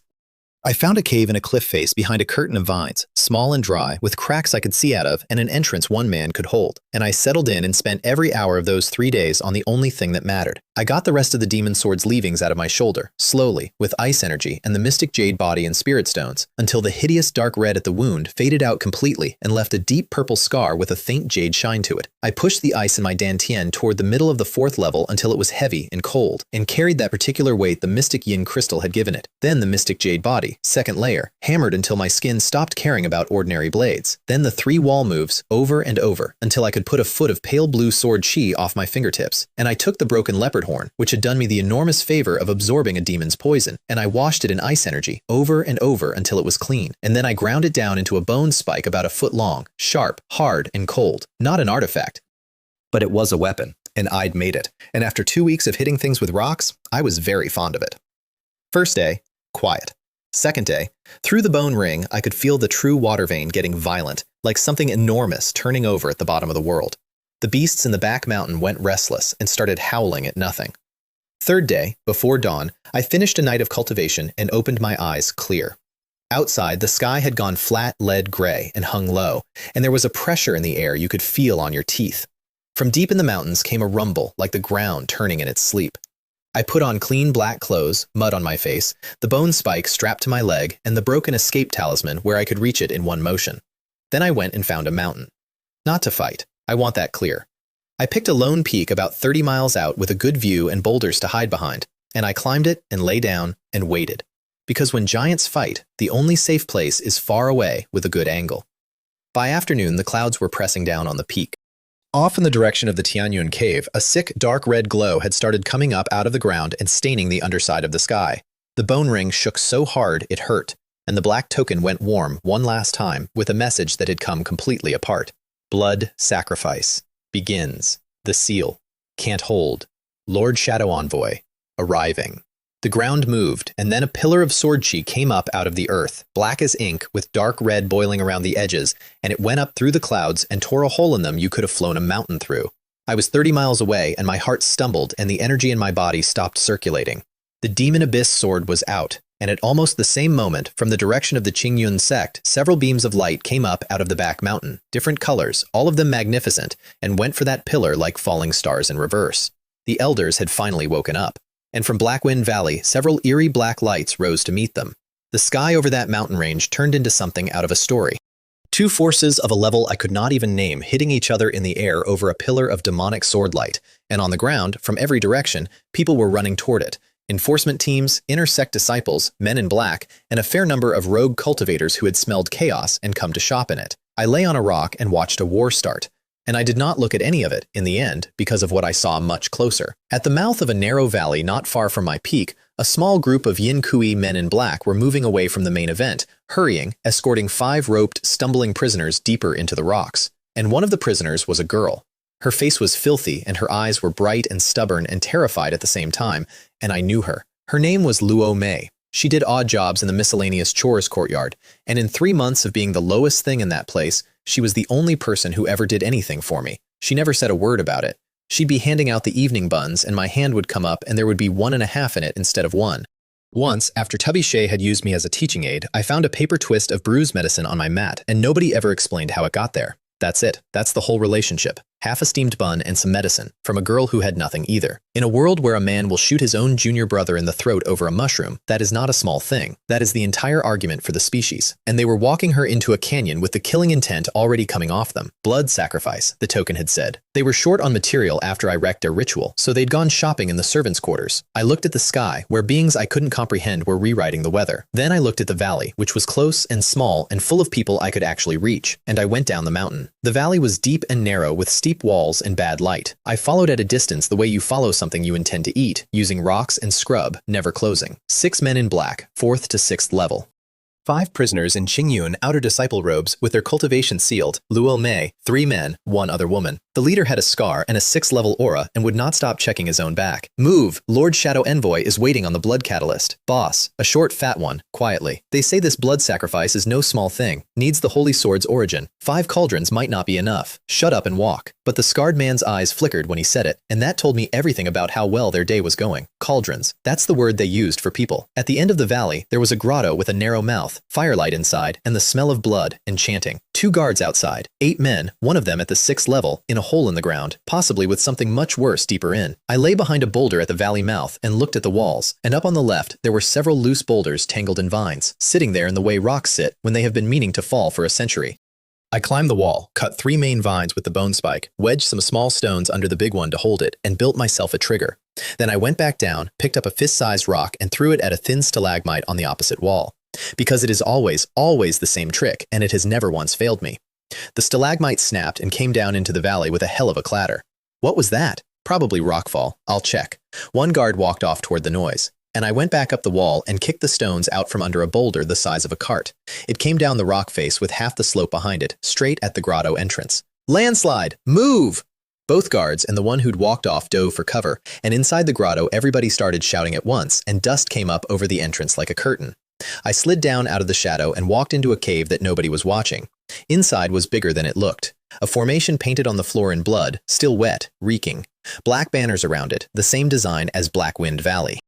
And 5 prisoners tied to stone pillars at the edge of it, Luo Mei among them, with her eyes shut. The scarred man and 4 others were staring at the entrance, trying to work out whether a rock is an attack. What's happening? Boss, landslide! Of course it is. Go look. Don't let the cauldrons walk. And he turned to go to the entrance himself, which put his back to me, so I moved. Not at him, at the closest man in black, 5th level, who had never once considered that the day would end this way. The bone spike went in silently under the shoulder blade with ice on the tip, and the cold froze his life out before the pain reached him, and he went down without a sound. Severing flow. 1 hit, no second stroke. Enemy! The scarred man came around with a ghost-headed blade already swinging, and the other 3 drew. I didn't stand and fight. I moved like a fish in that narrow cave, dodging the blade, and flicked my left hand and put a spray of condensed ice needles at the other 3, not to kill them, just to give 4 grown men 4 separate individual problems, because I was not there to win a fight. I was there to take 2 things out of a room.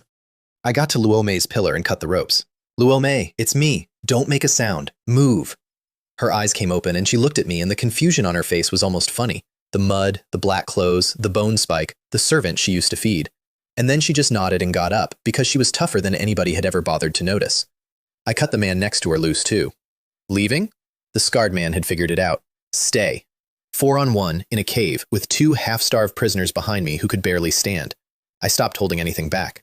His blade came down and I let it.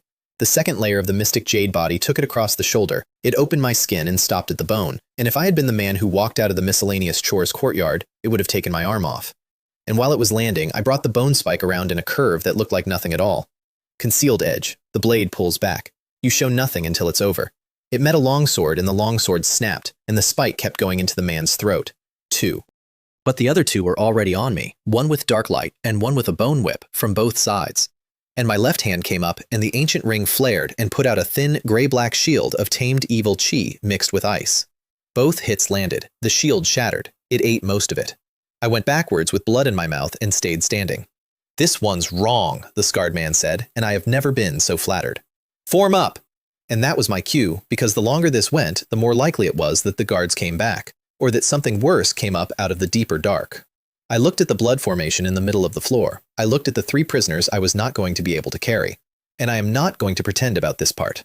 "I'm sorry," I said to them, and I meant it, and it didn't help them at all. Then I put every scrap of energy I had into the bone spike and threw it at the largest banner at the heart of that formation. And I grabbed Luo Mei with one hand and the freedman with the other, and ran for a crack in the far wall where I could feel air moving. "Stop him! You destroy my formation, you!" He gave up on me and swung at the spike instead and clipped the tail of it, and it broke in half in the air, and the front half went through the banner anyway. The pole snapped, the cloth tore, and that whole blood formation seized up, and the light went out of it, and the painted lines started moving on their own like something waking up on the wrong side. "It's backfiring! Out!" I went into the crack with 2 people behind me, and behind us the formation came apart, and the scarred man was screaming, and under all of it were 3 other voices that I still hear sometimes at night. I got 2 out of 5. I have done that arithmetic many times since, and it always comes out the same, and it has never once felt like enough. The crack was a hand's width at first, and then it opened into a real fissure going deep into the mountain, and we ran in the dark until there was no sound behind us, and all 3 of us fell over. "Moo, moo, moo, is it really you?" Luo Mei's voice was thin. "How are you here? How did you get like that?" The other one bowed to me from the ground, which is difficult. "Wei Jian, Outer Sect, Dansha Peak."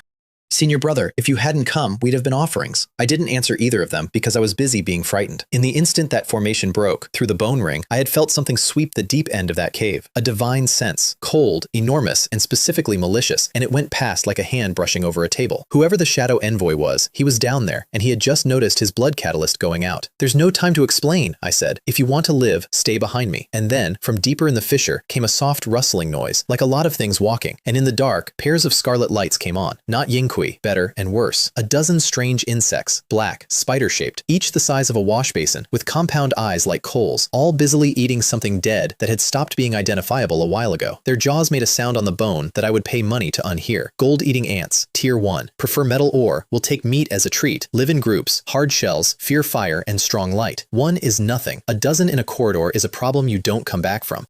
And past the ants, at the very end of the crack, there was a heavy stone door standing half open with spirit light leaking through the gap. A door. Down here. Which meant somebody had built something. The ants finished eating and started drifting, and several of them drifted my way.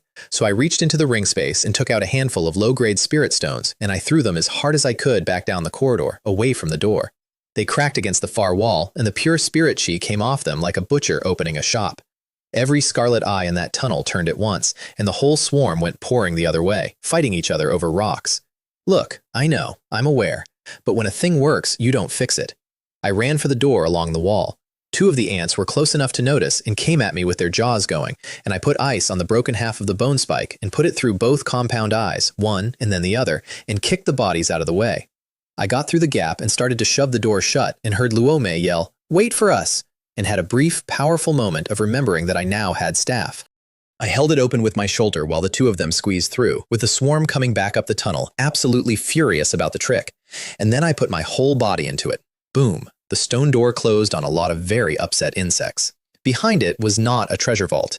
It was a small, square stone hall, dusty, empty except for a stone table with a dead bronze lamp on it, and murals on the walls of people doing alchemy. And in one corner, 2 skeletons sitting against the wall, with rotted robes, broken pill furnace fragments, and a few dull pills scattered around them that had lost everything they ever had. Somebody's temporary alchemy room, and they died in it.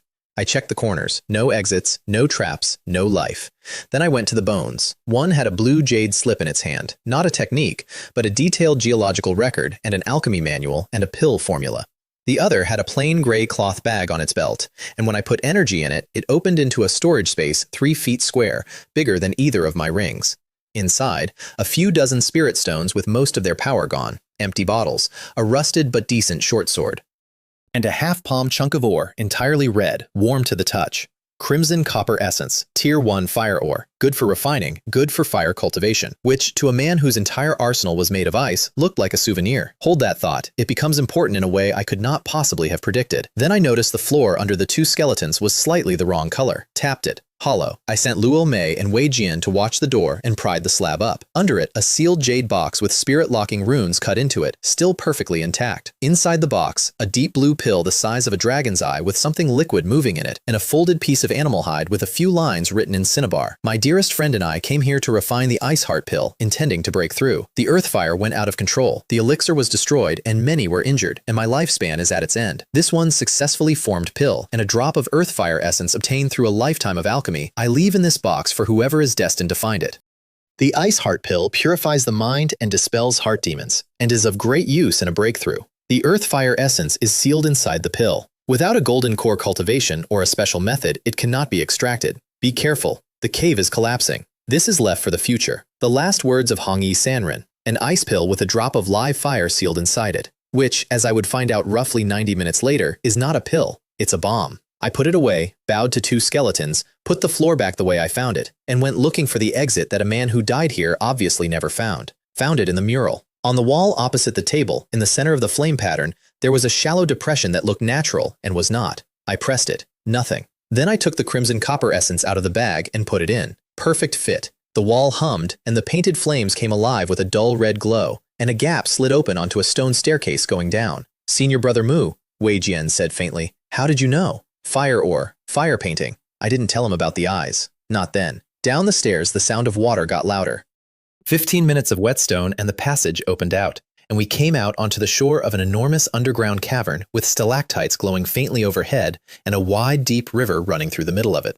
On the far bank, ruins, broken columns and collapsed halls, and out of the middle of them, spirit energy. And through the bone ring, water. True water. The same family as the Tianyuan caves, closer to the source and much angrier. We had come out at a major branch, almost at the pool, and the black token in my shirt went warm and delivered with a lot of enthusiasm. The Holy Sword has appeared. Lord Shadow Envoy is engaged with the old dog of the Qingyun Sect. Bring the blood guide to the Eye of True Water at once. Complete the final ritual. Draw upon the power. There must be no mistakes. The Eye of True Water. I turned and looked at Luo Mei and Wei Jian. 5 prisoners, all outer sect, all specifically selected.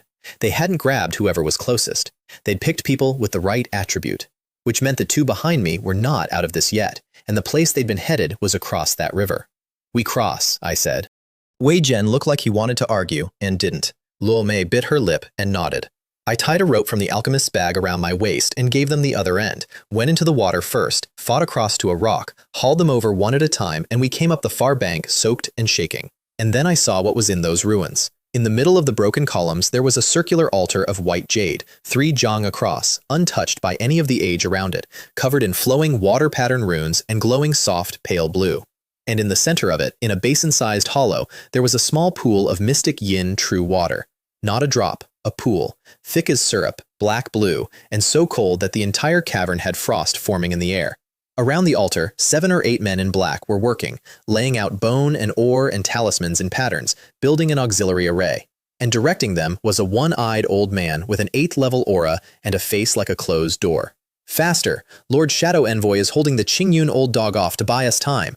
The blood-guiding origin array must be finished before midnight. Elder, one of them, nervously. The blood essence. We're too short. You arrested 5. Why are you too short?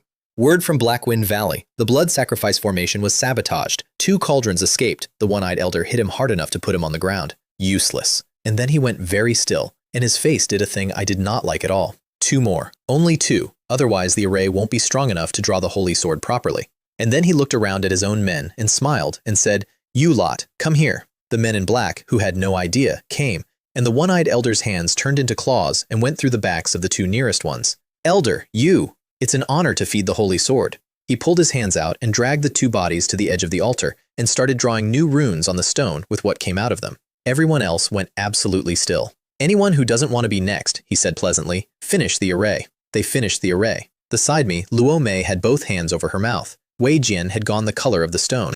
I looked at that little pool of black water in the middle of the altar and at the runes going down around it, and I understood exactly what was about to happen. They were going to use the true water as a channel and the blood of cultivators as a wick, and they were going to reach across this mountain and put a leash on the thing that came out of Master Tianyun's room. Not on my watch, and I want to be honest about why. Some of it was that it was monstrous. Most of it was that I had spent 2 weeks bleeding into that mountain, and I was not about to let the Qingyun Sect walk off with the payout. 8 of them, 1 at the 8th level, me at the 4th with a broken spike, and 2 civilians. Straight fight? No. So I looked at what they'd brought with them instead, and in the pile of materials stacked around that altar, among the bone and the talismans, there were several chunks of crimson ore giving off unstable fire fluctuations. Blasting firestones. Tier 1. Detonate on hard impact or the right kind of energy. They had carried their own artillery to the site and stacked it neatly. Stay here, I told the other 2. Do not move.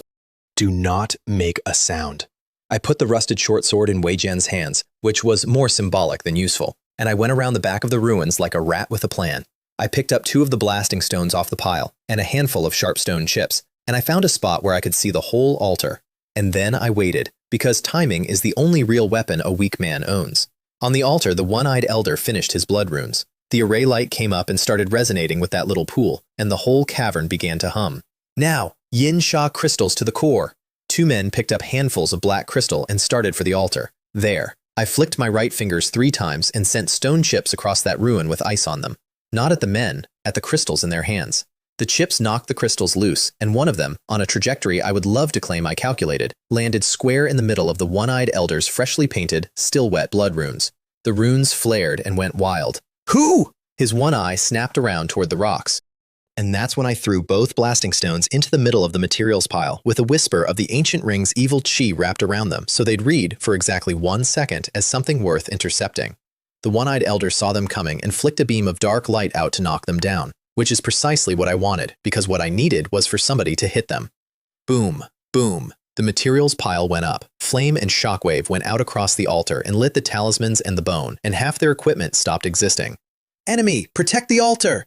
And while the one-eyed elder was shouting at a fire, I had already moved around to the other side, to within 3 jang of that little pool. His back was to me. Every bit of ice I had left went into 2 fingers, severing flow all the way open. A single refined blade of pale blue crossed the gap without a sound and went for his heart. But an 8th level cultivator's senses are an 8th level cultivator's senses. He turned at the last instant with real horror in that one eye, and then something much worse, which was interest. And instead of dodging, he struck out with his palm, and the dark light in it formed a snarling ghost head, and the 2 met. The blast knocked me back several steps with my blood in an uproar. 4th level against 8th is exactly the gap you think it is, but his palm went numb and his ghost head guttered, because the thing I'd hit him with was a great deal sharper than a 4th level cultivator has any right to produce. You little bug, his eye caught fire. Black Wind Valley was you too, wasn't it? He came at me across that ruin like something on a wire, ghost claws out from my skull, and there was no dodging it. So I did 2 things at once. I raised my left hand, index finger out, and pointed the ancient ring at the incoming claw, and with my right, without looking, I threw the jade box with the ice heart pill in it into the pool of mystic yin true water. He saw a man point 1 finger at his killing move, and a flicker of contempt went over his face. Then the claw touched my ring. And that ring, which had been quietly eating the origin evil chi of a demon sword for weeks, decided that being touched was intolerable. Pure sharpness came out of it in an eruption, mixed with my ice, and it tore that ghost claw apart like wet paper and kept going. And the one-eyed elder's entire right arm went black and stiff to the shoulder in under a second. He screamed and threw himself backwards. The holy sword, you carry the holy sword's aura. How? And behind him, my jade box landed in the pool. The box hit that water and froze instantly, and the spirit-locking runes on it failed, and the drop of live earth fire essence sealed inside the ice heart pill found itself surrounded by the coldest substance on the continent with nothing between them. Ice and fire. Absolute cold and absolute heat, in a box the size of my fist. No, I was already running. The explosion was not fire. It was the sound the world makes when 2 things that should never meet are made to share an address. White frost and crimson wave went out from the middle of that altar in a ring, and the one-eyed elder and everything near him disappeared into it. I got the mystic jade body and the ancient ring up and still got thrown across the ruins into a broken column hard enough to bring blood up, and the whole cavern started shaking, and rock came down like weather. The altar was gone. The blood-guiding origin array was gone, and the pool of mystic yin true water had been vaporized. Except that in the wreckage, a last bowl-sized puddle of it rippled, and then rose off the stone as a thin, dark blue line and shot across the ruins. Not at me, at my left hand.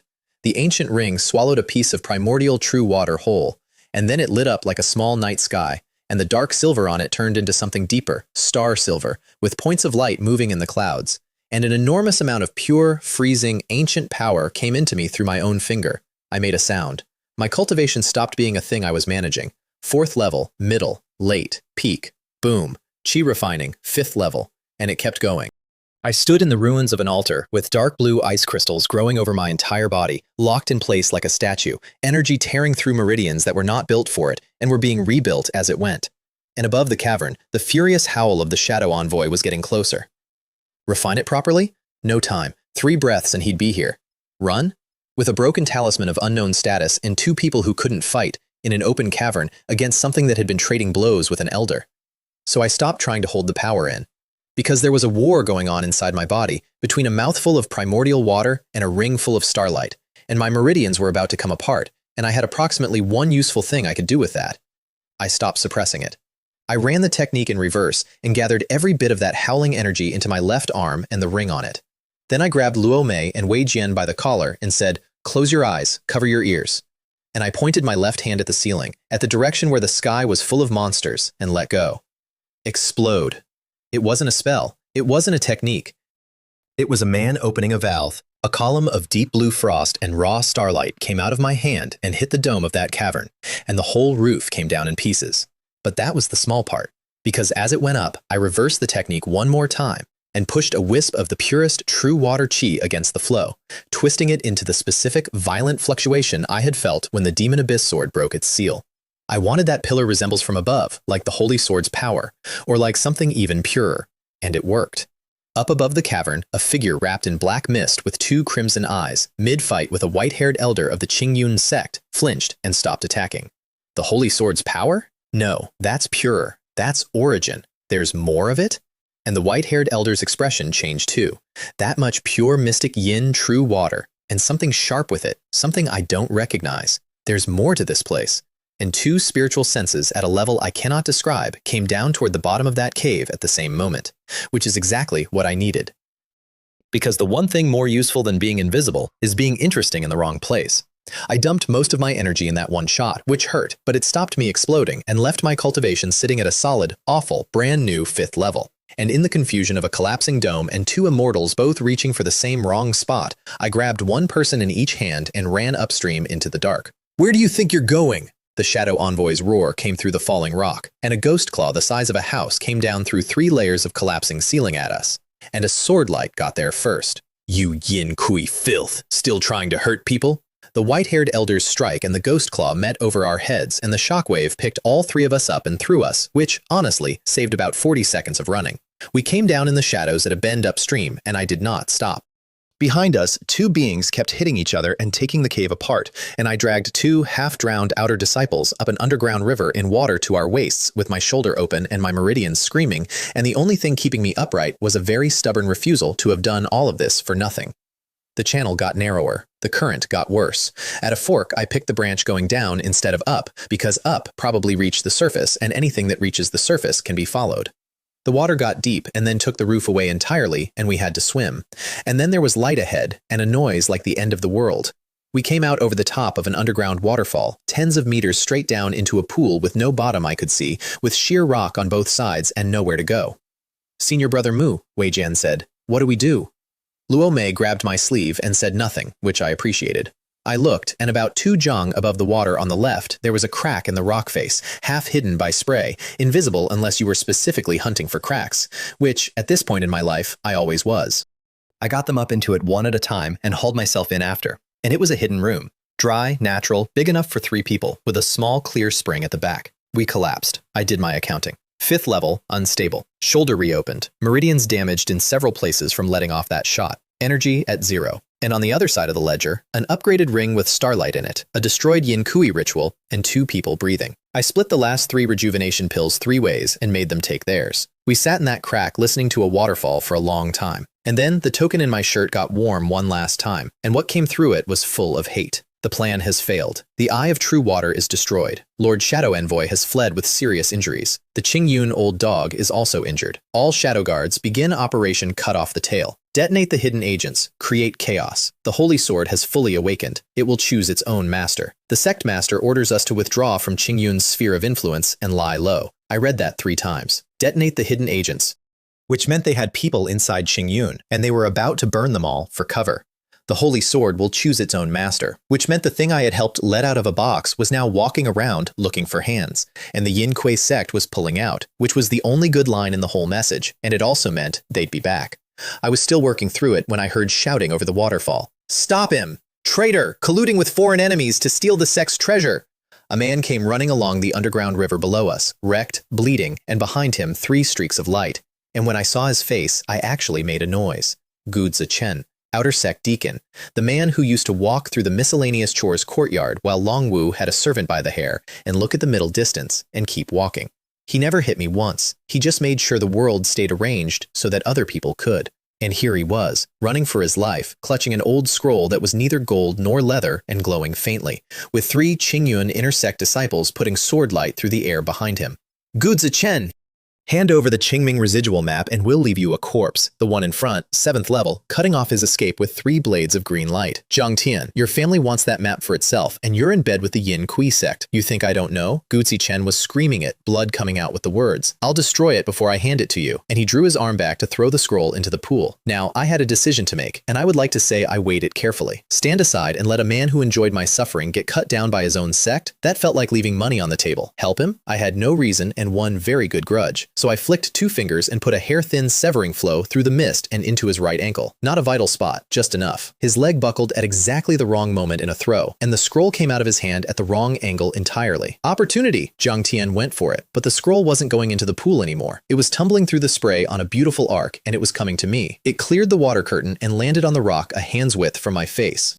I would like to state for the record that I had not planned that part, and in the half second I had, I understood the problem. Grabbing it meant being seen, and being seen meant 3 Inner Sect disciples and 1 very motivated dying man, all knowing that a 4th party existed. So I grabbed it with my right hand, and, at the same instant, with my left, I flicked a pebble I've been holding out through the curtain of water into the pool below. Because it is always the same trick. Splash! The scroll fell in, one of them shouted. Jiang Tian's sword stopped in the air. He'd seen something go toward the cliff, maybe. The spray was thick. The splash was very convincing. He was not sure, and men like Jiang Tian hate not being sure in front of subordinates. Kill the traitor first, he decided. The pool isn't going anywhere. Gudza Chen, who had lost his weapon and his footing, and now his cargo, went down under 3 swords, and I watched a man who had spent years standing comfortably next to other people's cruelty find out what the arrangement looks like from underneath. His body went over the falls. Search, alive or dead.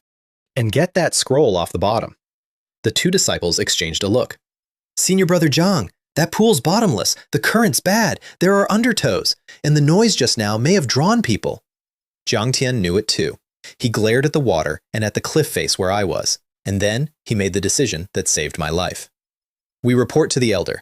Gudza Chen defected with the map and we executed him, but the scroll fell into the pool and recovery is ongoing. Keep the story straight. Yes. They searched for a while, never once looking properly at a crack behind a waterfall, and then they left in a hurry, because they were afraid of being seen by their own people, which tells you everything about the Qingyun Sect's internal culture.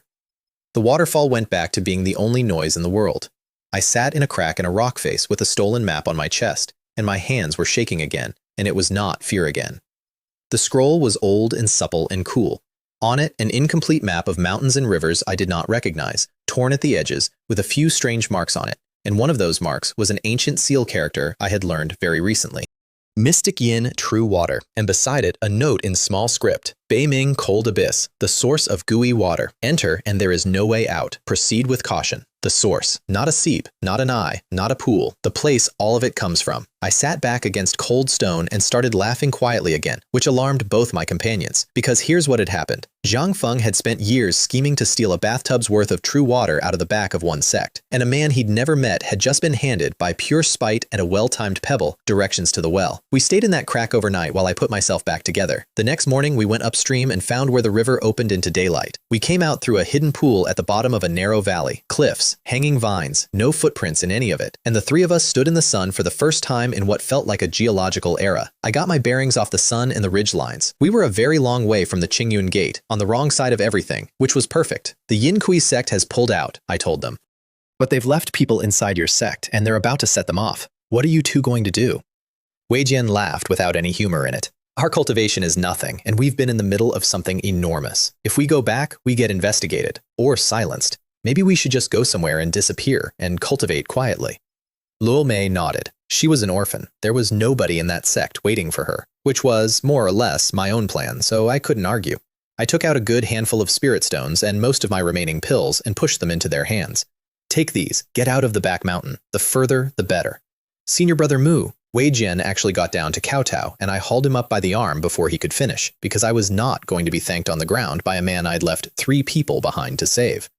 Luo Mei didn't kneel. She looked at me for a second with those bright, stubborn eyes, and she said, "You always ate too fast."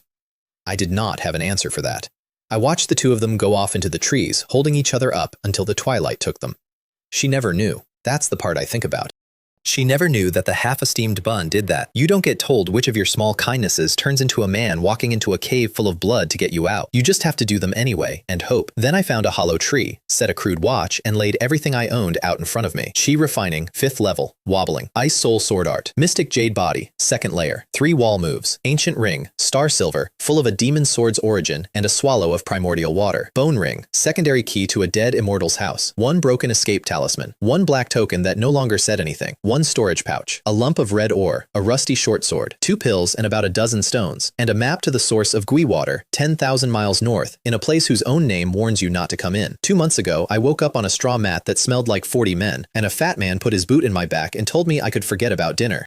Now I had a dead deacon's ring on one hand and a dead immortal's key on the other, and I was about to walk north out of the only world I'd ever been given, and the sect that owned me did not even know I was alive. That's the good part. Here's the rest of it. Because I never went back for Jiang Feng. 3 men told me that name before they died. A prodigy bleeding out in a bamboo pavilion. A deacon in a hole in the ground. An immortal on the bottom of an ice cave. Every one of them left it for whoever came next, in blood, like a bill. And whoever came next turned out to be a man with 2 rings, 4 pills, and a map pointing the other way. I told myself it was strategy, that I was too weak, that you don't collect a debt like that at the 5th level of chi refining. Both of those things were true, and neither of them is the reason I went north. I went north because there was a bigger opportunity up there, and I have never in my life been able to walk past one. So that name stayed where it was, unpaid, getting older. And somewhere behind me, a black sword with red cracks in it came off its chain and started looking for a pair of hands to live in.